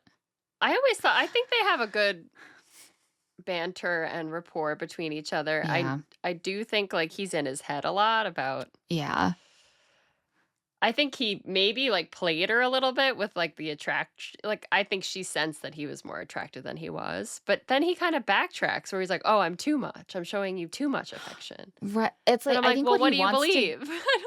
yeah, I think he wants to get across, like, you're actually more attracted to me, but I'm the one who's showing more affection. So, like, I'm embarrassing myself by seeming more thirsty, but also I'm actually the one who's less like, he's really trying to, like, save Yeah. face in this I don't know if complicated it was web because of she said the whole assertions. lead thing, like, "Take the lead," and he was Yeah, attempting to do that, but then it made him uncomfortable, and so now he's, like, confused. yeah. I think he has not stopped feeling insecure and overthinking that kiss at the altar and how Mm. his, like, dad made fun of him, and he is just trying to find a way to reassert his desirability, Mhm. and I think he wanted her maybe to engage a little differently around this or be like, "Oh, I have to show him more how I feel," or "I have to work to get his attraction higher," like, "I Yeah. have to win him over." It's a mind game that I find really off-putting. But I think he's, like, I don't know. battling himself more than anything else, like, Yeah. he he confuses himself. Maybe I just hope he doesn't go home and call daddy, you know? I know. I don't think that that would help anything. Time to head home to the greater Seattle area where hopefully logic doesn't live. Did you see, by the way, like someone on social posted, like, oh, my old high school principal is on Married at First Sight, and it was Logic, Mecca's dad. Yes. Here are some of Yes. his deleted TikToks. And it was Mhm. like kind of like crude, juvenile sexual humor. And I was like, imagine Terrible. your principal posting that stuff. Exactly what I would have What you expected but from you his said time that, on the yeah, show. last episode. You were like, "Can you believe he's a school principal?" Oh, God. Ugh. So they head back to Seattle and move into their show apartments. Um, Michelle, before they move in together, shares some of her cohabitating icks with Cam. Clean up your hair after shaving, take out the trash when it starts to get full. Really basic stuff that men Mhm. do not always uh, understand. She says her dog sheds, and he's like, well, I'll vacuum every day then because I hate dog hair. But they both have dogs. I guess his dog does not shed. Yeah, Olive is They just perfect. perfect little olive with a gleaming, unsheddable coat. But they both are feeling really good. They're like, we're a team. Like, we feel Mhm. so good together. Caitlin tells the camera that she thought that she and Devin were having a great day at the water park, but apparently he felt like she wasn't paying enough attention to him. And she isn't sure if what he wants is something she'll ever be ready to give him. So she feels really discouraged.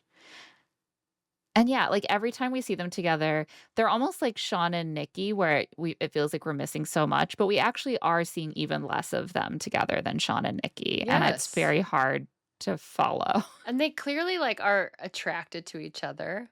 I think they Mhm. like each other, but she is so in her head about how, like, different they are in terms of, like, their needs and just wanting to like, she wants alone time, and Yeah. I don't know, the wedding was just such different vibes. I I don't know how it know. went so quickly downhill, but he seems to be trying. I have to give Devin some Yeah. credit that he, like, is trying to work with her a bit, but he's also like, "But she's not really working with me." Like, she's not trying to Yeah. I feel like they both feel like they're trying, and they both feel like the other person is not trying because they're still not meeting in the middle. Mhm.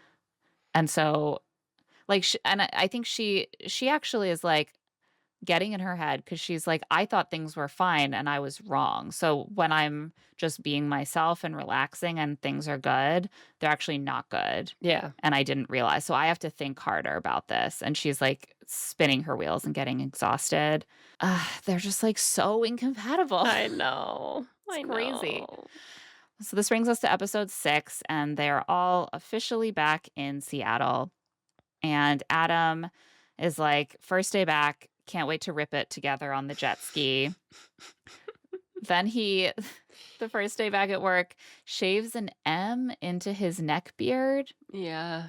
as a romantic gesture. And I was like, that's kind of funny. Like Greg will sometimes like shave his facial hair funny.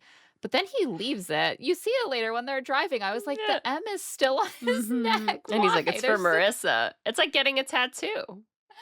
I know. And imagine being at work and your coworkers are like, you missed a huge Huge. line while you Yeah. were It looks a shaving. He's little like, no, that's my funky. wife's initial. I want to keep it on me Um, forever in my beard hair. He's such an eccentric. Hmm. Caitlin sees a real plant in their apartment and says she prefers fake ones. And Devin visibly grimaces with horror and says, red flag. He's like, red flag. He's like, ooh. She's like, you'll water that. I would kill a plant too. I got Me- plants that self-water and I still think I'm killing one of them. I don't know what I'm doing. Listen, I love a plant, but they're very hard to keep alive. Yeah, they Mhm. don't tell you when they need something. Mhm. Whereas my kids ask me for snacks like 15 times an And then hour, you so know I to feed always know where them. they stand. Courtney and Nick are finding things they have in common. They both want to go to barcades. They both want to go to Mexican restaurants where there's also a bowling alley or something. And Nick tells the camera that his idea of a good marriage is enjoying spending time together. Groundbreaking. Mhm. He should write that in a book. Hmm. Time together, the marriage secret the experts aren't talking about. Written by reality star. Michelle and Cam make dinner together, and she tells Cam she's Kendall Jenner with cutting I produce. loved this because, like, I know. I know this Kardashian lore. Cam does not keep up with the He's like, Kardashians. huh? He's like, is she really good at chopping?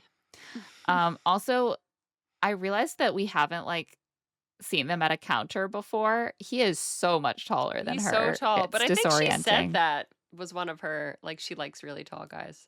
Well, she got him, And babe. she got him. Felipe and Tori just make out all over their apartment, but she tells the camera she's not ready for sex yet. Nikki and Sean arrive to their apartment looking very tense and unfriendly. Mm. He swaddles himself in a large bathrobe, and then they have a fight. Shocking. Apparently, they were having a cute time at the airport, and then out of nowhere, they ended up fighting. She says that he was like one-upping her, making comments about how he's grounding and she's crazy and disorganized. She tells him that he was nasty to her. It is frustrating that sometimes these moments happen and they are not on camera. And camera. we can't see what happened. It seems like But- Sean might just freak out when he's off camera. Like, he just. Sometimes people do. And also, like, I do think that we've seen enough where I buy this, that, like, I think that he likes to kind of assert his superiority Mm, in small ways, and then he's surprised when she freaks out. clocks it. Yeah. Yeah. He's like, "Why are you reacting like that?" Yeah. It's like, you knew what you were doing. Mhm. He says, "Well, I didn't mean crazy in a bad way. I was actually quoting you." And she's like, "Well, I never said I was crazy. I said that I was a lot." Yeah, you And don't now really you're call a saying that woman I'm crazy. It's Not like, a- yeah. Unless you want to see her Yeah, if you crazy. want to see me crazy, you call me crazy. And then he's like, "Well, you were standing over me. You were trying to intimidate me." She says, "Well, I was actually trying to move away and diffuse Yeah. things." He tells the camera that she stormed off and he couldn't find her until they were on the plane together. So, another day in paradise for these two. Oh my God. She's like, "The accountability from you is lacking." He says, "You left in the middle of the argument." And she says, "Well, whenever I have a different opinion, you wanna just get to a resolution right away, but you're not in charge of when they start and stop the conversation." Mhm. They're in a power struggle. Yes. Which the experts assumed might happen when they paired Yeah. them. They're like, "This could either be great or absolutely terrible." Yeah. They both wanna be the boss. Mhm. She tells him that they need to wait to resolve this until they talk to the experts, so she asks him to sleep on the couch. And he says, "Well, I'll need to come in the morning to get underwear." And she's like, "Just get your underwear now. Like, I don't Yeah. want you just coming in the morning." Yeah, like, "Get your clothes." And he says, "I'm not gonna do that. That's ridiculous." So he just goes and flops on the couch with no blankets, still in his bathrobe, and Just, like, says, "This face is how it down. feels to be in the doghouse." I'm like, "Sean, you're allowed to make a little bed on the couch." Uh, like that it's hard to sympathize with him Well, then because the he just acts like so petulant and whenever he doesn't get his yes, and way. this makes you think, like, have you been in relationships? Like, you've never been in the quote, unquote, "doghouse"? You've never been in the doghouse. Uh, so yeah, Nikki tells the camera he's ratcheting up. He's trying to humble her because she said she wasn't physically attracted to him. This seems highly plausible to It could me. be. He could have been it seems like he probably was angry at that revelation that he had no idea of from the, Yeah. cues she was giving him, but Yeah. And like he already has this way of wanting to like kind of poke holes in what she says. And then the added insecurity of being like she sees herself as above me in some way or like I'm not good enough for her, I think would only exacerbate that. The next morning, they seem calmer, and he compares the two of them to Barack and Michelle Obama because Michelle was Barack's boss, and then they had to learn how to orbit around each other. And he and Nikki are both bright suns, but he's happy to let her be the sun. no, he's not. He's not I happy. don't think he is. I don't think he is. Uh, I would not Um, compare these 2 to Barack and Michelle Obama. yeah. I Mm-mm. listen, But Sean, if I you wanna reach for the stars, the sun and the stars, they're the couple to even if emulate. reach for the sun, even if you miss, you'll Mhm, land among the stars. mhm. It's just a little twist on the old motivational poster. Adam takes Marissa out to his home on Meyer Island to see his big black jet ski, so Mhm, manly, and the blue tarp covering part of his roof, which she is really shocked by. mhm. He says, "We're going for a homeless encampment meets lake cabin." It's like he makes a lot of homelessness jokes during Yeah, this. Did not love. yeah, It's didn't like, love it. he also has a decorative disco ball on the porch that he kept up even though he smashed a hole in it by trying to throw a lemon as far as I could. Yeah, it's really giving bachelor pad cabin Yeah. vibes. Lakeside cabin vibes, which is where I am, so Yeah. He's like, "Why not live in my vacation every day?" Mhm. Which is great. It is again, it's one of those things where I'm like, I feel like he was packaged and sold in a much more like blue blood wealth and privilege and everything is just so and living this sort of luxurious life. And now it's like, oh yeah, I broke that shit and I Yeah. just left it there because I don't care. But then you And see yeah, then you see he's like, "I have a lakefront property, I make tons of money, I have a jet ski, and I drive it everywhere," yeah, and then he's like, "And here's my cabin falling apart with a roof. yeah. The roof is made of tarp. But look, Then it's on he the lake." I mean, there's nothing like wrong with it per se. It's just like his whole persona like keeps revealing different sides that Mhm, don't seem mhm. related to each other. He makes also a second homelessness joke about the cat bed in his house. That's like he's like That's like that's a where normal my thing for homeless yeah, friend sleeps. people have cat beds in their home and dog beds Yeah. and I don't know but what's going perhaps not on. non-drunken friends sleeping because I don't know if he is having parties if he doesn't drink. I don't know how that works for Some him. people you can be Yeah. completely sober and try to throw a lemon as hard as you can and it can smash your disco ball. That's normal. He also shows her the ice picks he has dangling from his ceiling. Mhm. Marissa is scared. She's like, "I don't think those should be there. Like, Yeah, she's like, have a girls ever said anything about the ice picks hanging from the bed that you bring them home to? It's like it's just a Dexter-ish. it's just a little bit like I don't want a man to have quite so many easy options Yeah, for injuring me. yeah. He also shows her his master's degree diploma, which he says he achieved cum laude. And I was like, I "Are was like, but you he trying to didn't. be gross right now?" Yeah, I didn't know. I went back to listen because at first I was like, is he dumb or is he like trying to, be smart? But he Is he says it trying so nonchalantly that I was like, I don't know if he was joking. I don't really know. He doesn't really do it in a full eyebrow waggle Yeah. way where he's clearly being lewd, but I was like, that's not how you say it, and then you said it in the crudest possible way, so I don't know what's going on. I never know what's going on with this guy. No. They do rip it on the jet ski, and Marissa screams a lot, but, Did you think these screams were real? well, that was the other thing is I was like, "But were they edited in?" Yeah. I was like, were they It's a edited very in? easy thing to do. But he was going Um, so fast on that jet ski. So I know. he's getting all He his aggression out. He's like, "Deal with it. This is my life. I live Yeah. life in the fast lane. I rip it to the nth And degree." then I toss a lemon from the jet ski Yeah. onto the porch into the disco ball. I've achieved a cum laude level of accomplishment and ripping it on the jet ski. Caitlin and Devin get takeout for dinner and manage to be very tense about who ordered which dish, whether they're sharing them, whether it's okay to eat from the takeout container. It's so sad to see how bad things have Yeah. gotten. Now, how would you They feel about takeout? Like, do you want a plate or do I you was share? surprised because she's the one who eats from the container, Yeah. and I thought that he would be the one being, like, cozy about wanting to eat Eat together, but he's together. like, "You don't want a plate?" Yeah. Yeah. It was like opposites. Yeah, we do plates in my house, but it's not, like, a big deal, I guess. I do plates, yeah, more so for my kids, like, slobbering all Yeah. over. Yeah. Like, I need to scoop Exactly. it out for you. We can be tidy, like, Yeah. if it's just us adults. Um, but it's just, like, weird how, like, they're both kind of acting like the other person did something wrong Mhm. in the way they're talking about it, and I'm like, "I don't even understand what the problem is."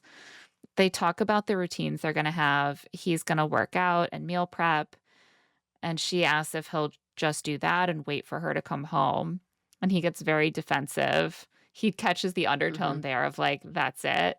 And he's like, "I'm my own person with my own life. I'm not just gonna wait for you to come home." And Mhm. she's like, "Good, good, Good. good, good. Thank Great, God. excellent." Yeah. And he starts to say that he's sorry for asking for too much in Mexico and not prioritizing her needs enough. And she looks away and like doesn't really say much. And finally she says, "I don't want to rehash it. And I just want to talk to Dr. Lisa about it." And she leaves and goes into the bedroom. Mm. And from Devin's perspective, I think this would be very hard. When I'm having a conflict, I want to talk it out. And if my partner like won't look at me, won't talk to me and is like, "Let's talk about it later," I would find that so Oh, excruciating. yeah. But it's also clear that she is really having a hard time. Mhm. And she tells the camera that she's been trying. She's like, "I put sunscreen on his back. I danced with him. I went up and gave him hugs. I had long conversations until 2 a.m. I offered reassurance.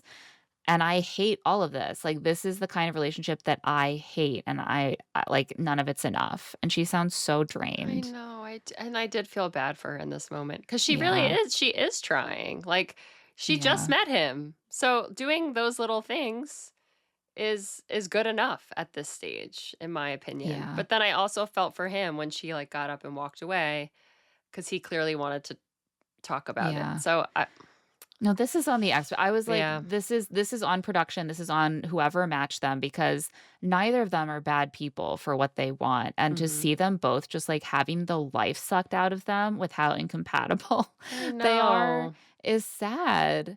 And like they're both feeling like bad people. They're both feeling like resentful and exhausted. And it's just a bummer. It really is. Mecca and Belle are still having fun, even though she's being more conscious of not trying to chase him. I don't think that's the effect he was looking for. No, yeah. But She she asks him about his past girlfriends, and he says he was almost in love once when he dated a woman for a couple of months, but then she moved overseas to play basketball, and so it kind of ended. He says his biological mom not being around has made it really hard for him to kind of have that sort of hopeless romantic mindset, like where really see love as this thing to aspire to. And he didn't meet his mom until he was 21. And their stories are so similar. She says yeah. her biological dad disappeared after her mom told him that she was pregnant. And she says that her dad basically was like, "That's so generous and considerate of you to tell me. Thank you." And then he just like disappeared and never Like, spoke I to don't wanna them. be a dad. So Yeah. She says she didn't meet him until she was 20, and he immediately demanded a DNA test, and it came back like 99.9% certainty that he was the dad. And she was like, "I really wanna make a relationship happen," so I just was like, "No hard feelings, like, I'm really open to rebuilding without any, resentment." And she says, "You know what he said? Wow, that's so generous and considerate of you." yep. Which Exactly is what he told her mom. yeah. Mhm. Apparently, that's what he says when he's about to ghost you. And then he disappeared again. Yeah. It seems like they are not close. Um, Mecca jokes that he put girl with daddy issues in his paperwork because he has mommy issues. Oh. And she says she can't heal those issues, but she can soothe them. Mhm. And that is obviously the hope of the experts. It's like they can Take sympathize and care they of each can other. take care of each other. Tori takes Felipe to a wine tasting at the vineyard where she used to do wine PR. And he tells her that he wants to be totally transparent about his feelings so she's never blindsided. I was like, oh no, that's a really alarming Yeah. lead up. Mhm. And he's like, the truth is, you're doing and saying all the right things. And I've been thinking about love bombing you, but I decided not to. he's this is like the opposite of love bombing. He's like, "Ah, it's gonna be bad. I just want you to know this because you deserve to know. So far, you're performing adequately. Mhm. Okay, that's it." Tori says it's hard for her to share difficult things because she's the one who takes care of things. Like she had a rough upbringing and I think she's like putting her sister through college. Like she's kind of like the the adult in the family in a Mhm. sense. Like she's the person who makes money and pays for things and like looks after everyone. And she shares that her mom was actually diagnosed with cancer the previous year, but she had a successful surgery and is now cancer free. And of course, Felipe is like our mama's boy. So he's like, oh my God, like your mom was sick. Like, what an absolute living nightmare. Mhm. Like, how are you okay? Like, that's the worst thing that could ever happen. And she's much more like, I can't, like, I can't be upset about things. So she's like, it's not about me. Like, it Yeah. was fine. Like, I wasn't the one who was sick. Like, I just exercise and pray and like everything's okay. Mhm. And so I do feel like there's a way where in an ideal world, like she could show him how to be a little bit more like independently, emotionally whole Mm. and self-sufficient and adult and not lean on his mom quite as much now that he's a grown up. And he could show her how to be a little bit more vulnerable Mhm. with her feelings I think they're a good match. They seem in certain ways. They have like a yeah, lot of they compatibilities. do. But Yeah. yes, sometimes I do feel like she's I don't know, yeah, she's not as vulnerable as he is. She's very put together. She seems to have Yeah. everything like good going in her life. Um, she's very calm. She's never like Yeah. angry. Remember the experts were like, he'll be the lead singer and she'll be the guitarist. Like, I think that's what they see is that Mm. like he's Personality wise, yeah, he's a lot. yeah, he's a lot. And so he needs someone who's just very like put together and who is cool, just like being very functional and in the background and kind of holding shit together for him Mhm. a little bit. Um, But she's like, "You make it easier for me to open up because of how well you communicate." And they, like, kiss a little bit, and they do seem very just, like, natural and connected. Before this batch of episodes wrap up, we do see some therapy sessions. Not all we don't see therapy sessions with all of them, Everybody, yeah. or even most of them, just a couple. We see, like, Adam and Marissa sit down for a therapy session, and Adam is wearing one of his, like, kimonos. We see that he shows her that he has, like, a Hello Kitty kimono from Forever 21. He's like, Yeah. "It's kinda swaggy," and Yeah, I was he's like, like "Oh, swaggy. wow." Yeah. Look. So he's wearing one of his little kimonos, and he's like, "I was going for Burning Man day 8." And Paul is like, "Yes, and also husband." And I was like, "I don't think that's what Adam was thinking, Paul." Yeah. Not sure that was his thought process. Yeah. Paul's like, "Focus, please. We're thinking about being a husband." Mhm. Courtney and Adam, we see more of their actual therapy because they have some real issues to work on. They talk about all their similarities, and Dr. Lisa says in surprise, "So you feel compatible?" And I was like, And Courtney's like, "Why are you "No." surprised?"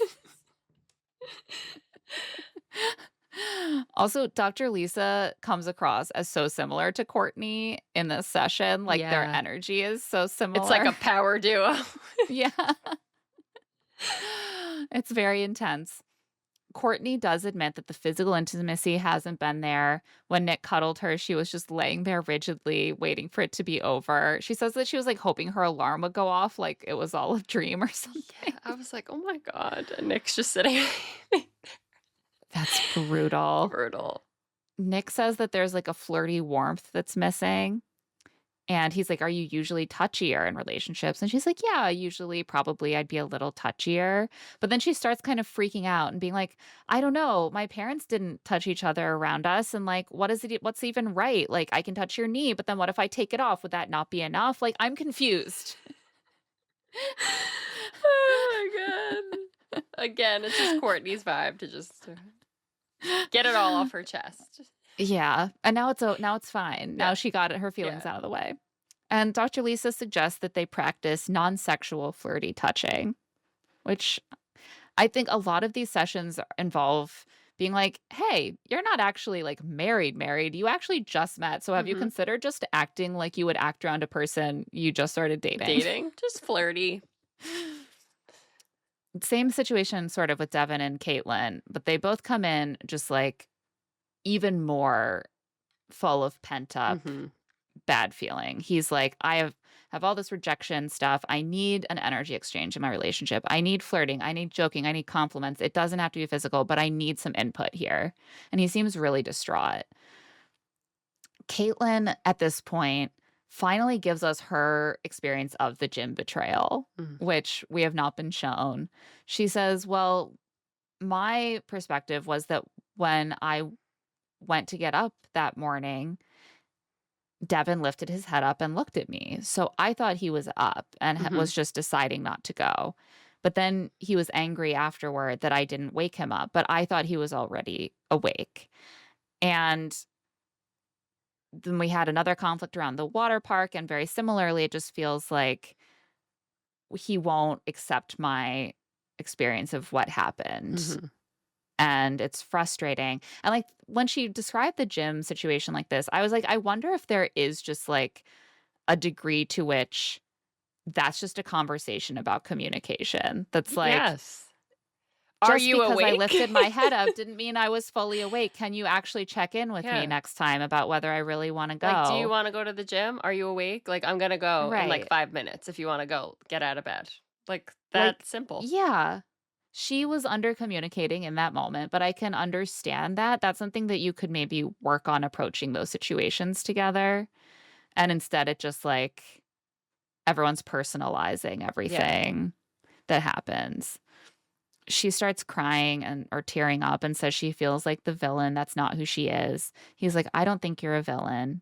She says she needs to be dissected less, and he says, "I just need to understand you." And Caitlin and Dr. Lisa tell Devin that he should remember less is more. Just, like, back off. I don't even think he's, like, that, like, as aggressive as Sean. Do you know what I'm saying? Like, he's Yeah.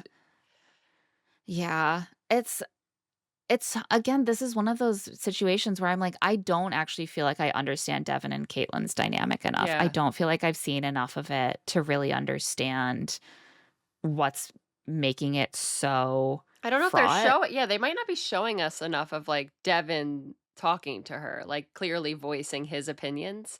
I feel like I've Yeah, seen a lot of her, but then he's just upset that she's not, like, giving him more kisses and hugs and things, like, I'm just right. confused by that. I wish they hopefully they show us more of, like, what he Yeah. means by Well, and then she'll be like, "I feel like I was doing those Yeah, things." So I feel like we're missing a lot of context. yeah, Like, I don't think I saw enough of the moments that they end up talking about later, because then I don't exactly. know how much of this is one of you is right and how much of it is that you just experience the same level of thing differently and you need to kind of find a middle ground or Communicate communicate better more about it, yeah. effectively. Dr. Lisa asks if they like anything about each other, and they do. Caitlin says he's personable, he's willing to do the work, he's very honorable. I think she means chivalrous because she's like, you open doors for me. Mhm. Devin says she's beautiful inside and out. She's driven. She has a lot to give. But he does ask her to work on eye contact because she will not look at him while he's doing Mhm. this. And she says she's been doing better on eye contact because she used to do zero. I think something we often bring up with like men who have some differences in how they approach social situations is like the possibility of neurodivergence and like to have such a strong discomfort with something like eye contact. I do wonder if there's something a little deeper for her Mhm. than just like I'm a loner. Like I do wonder if maybe if that's an issue for her. 'Cause it is hard, Um like, it's very clearly hard for her to yeah. have eye contact with anyone, like, I think it in general, so and she admits Yeah. to it. And I often don't like to make eye contact during heavy conversations. Yeah. It's not to like clearly as much of a degree as Caitlin, but it can make it feel even more like intense and like raw. And that Yeah. can be really overwhelming for some Mhm. people. Um, but Devin is like, I need the eye contact. Like, I can't be happy with a crumb for dinner. I need more. And Dr. Lisa tells him, well, it's been a week. So, like, be patient. She's like, are you attracted to each other? And they're like, yeah. Mhm. And Dr. Lisa's like, Devin, she said yes right away. Like, that's enough for now. Be happy Yeah. with that. Yeah. I felt a little bad here because that was like the assumption that just because he's a man, like all he needs to hear is that a woman is willing to have sex with him eventually is Yeah, it was like very, like, 2 against enough. 1. I did feel that in this session, like, Devin was the wrong one or a Devin, you know? But it's Yeah. like, I understand some of his points. Well, it's just again, it's tough because like they both are feeling so rejected for who they are and so like under siege and like they really just probably should never have been paired Mhm. together. But those are the only sessions we really see. We get a couple scenes of Sean and Nikki and Felipe and Tori before the episode ends. Sean and Nikki do their bedtime routines together. And I was a little thrown by Sean's. He basically has like a big washcloth or like a small towel, and he's like just sort of nude from the waist up, just kind of rubbing himself with it here and there. He likes towels, we've learned that. Right. Towels are important.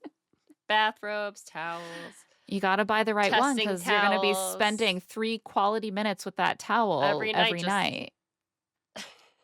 Just rubbing it here, rubbing it under the arms, rubbing it on your back. And hygiene's important to him. is it? Is it? I Not was as truly not confused. as I an was like, important as it is to her. Like, she is like, "Is this cleaning? Are you cleaning yourself?" she's side eyeing him a little bit, like, what is going Yeah. on here? Would you prefer I've to never go seen in the a shower? bedtime routine that involves just sort of rubbing yourself here and there with a Mhm. fresh towel. Mm. That's a post-shower thing, rubbing Yeah. yourself with a towel Yeah, to yeah, yeah. me. Mhm. And then she takes a shower, and then he's sort of being a little bit, like, irritable looking that she's getting in the shower instead of coming to bed right away.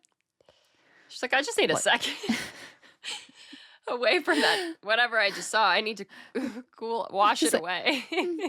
well, I need to wash myself and I need to process the kind of washing I just witnessed. So she comes back in to the bedroom and she's like, I need to know more about that bedtime routine. She's like, at least we don't compete for bathroom time because you're not in there for very long. He says 3 minutes tops, even when I shower. And she's like, really? You get all the bits when you do that? And he's like, yep. They tell you, marketers try to convince you that you need to use all this soap and product, but is that true? And she's like, I think it might be true.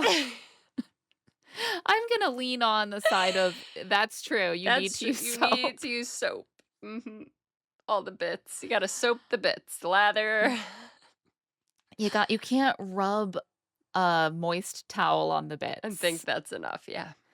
You can't run some water over the bits. You gotta get in there a little bit. She's like, hygiene is important to me. Like, we need to work on this. And he's like, well, I think it's good. I've been doing it for 38 years, so I'm solid. Oh, God. So they switch the topic to something that they might be more aligned on, which is how well they've been communicating since the fight. He says he knows now that he needs to have more awareness of his energy and posture, being safe feeling for her. Um, and he's learning to adapt to that. And he's like, also, you're growing because you forgave me. And she's like, yes, thank you. I am growing too. Mhm. Felipe and Tori bring her dog Coda to the apartment to join them. And then for some reason, we get a lot of spy cam footage of them hooking up on the couch while Coda kind of just like hangs out in the living room He's with like, "What them. is mom doing?" This is And weird, yeah. Felipe tells the camera that marriage feels really sexy right now.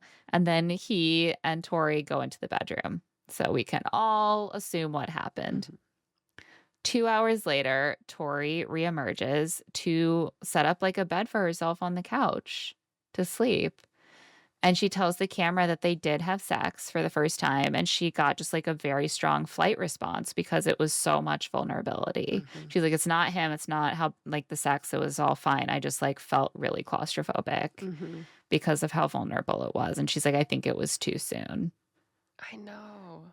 And you know what? It's like it's this experience. Like you think you Yeah. know someone and you're getting to spend time with them and you go on the honeymoon and now you're living together, but you still don't really know that person. So Yeah. it has to be a weird because it's not Yeah. like you can be like one night stand and that was fun and then peace and yeah, you're Yeah. married.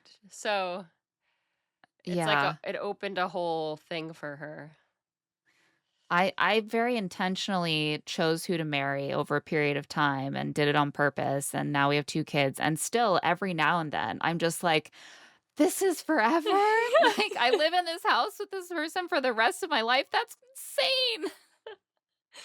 And we thought about it, right? It's like Right. so it's Imagine, like I feel like having sex could be, like, such a trigger for, like, bringing forth that kind of, like, little crash out where it's just like, oh "Oh my yeah. god." 'Cause it is, like, the most vulnerable you could be ever. Yeah. So, I hope Yeah, but she's this is like the first hiccup for them because yeah. they have been so smooth. So let's see how that plays out. That's the end of this batch of episodes. And a lot to look forward to next week because I did see Adam's little boater hat in the preview. He's really just pulling out all the fashion stops. He's going to be peacocking at the couples He's gonna put therapy group Hello Kitty meetup. on, his water shoes, water socks, M in his neck beard. Wow, yeah, he really it's like he got married off and he was like, I can let my freak flag fly now. All he needs is Sean's towel, and he is We're like designing a married at first sight costume right now that you could sell it in the little ooh, good plastic bag idea for at Spirit Halloween, Claire. Halloween. A moist towel, a Hello Kitty kimono, a boater hat, swim socks. Reality star wardrobe. Yeah, keep an eye on the Spirit Halloween shelves near you this fall. And on that note, that's it for this episode of Love to See It with Emma and Claire. If you're watching this on YouTube, remember to like and subscribe to our channel. Love to See It is a presentation of Odyssey. The show is produced by us, Claire Fallon, Lee Blickley, and Emma Gray. Our production assistant is Tatiana Kinney-Smith, who also edits our video. This episode's audio is edited by John Bahar. Our theme music is by Tamar Haviv, and our art is by Aaron Nestor. If you like the show, please follow us, rate us 5 stars, leave a review, and of course, tell all of your friends about our show. Perhaps even shave the name of the show into your neck beard if you are lucky enough to have one. Great idea. Best idea I've heard today. Thank you. And if you want to send us said pictures of neck beards, you can email the show at claireandemmapod@gmail.com. You can also find us on TikTok at Love to See It Pod and Instagram at Claire and Emma Pod. You can find our newsletter, Rich Text, on Patreon at patreon.com/richtext. I'm also on social media at LeeBZ. And I'm on Instagram, Threads, and Blue Sky at Claire E. Fallon. Special thanks to the team at Odyssey, Eric Donnelly, Peter Arriaga, Kate Rose, Maura Curran, Melissa Wester, and Hillary Schuff. We'll be back soon with more from Married at First Sight. Can you keep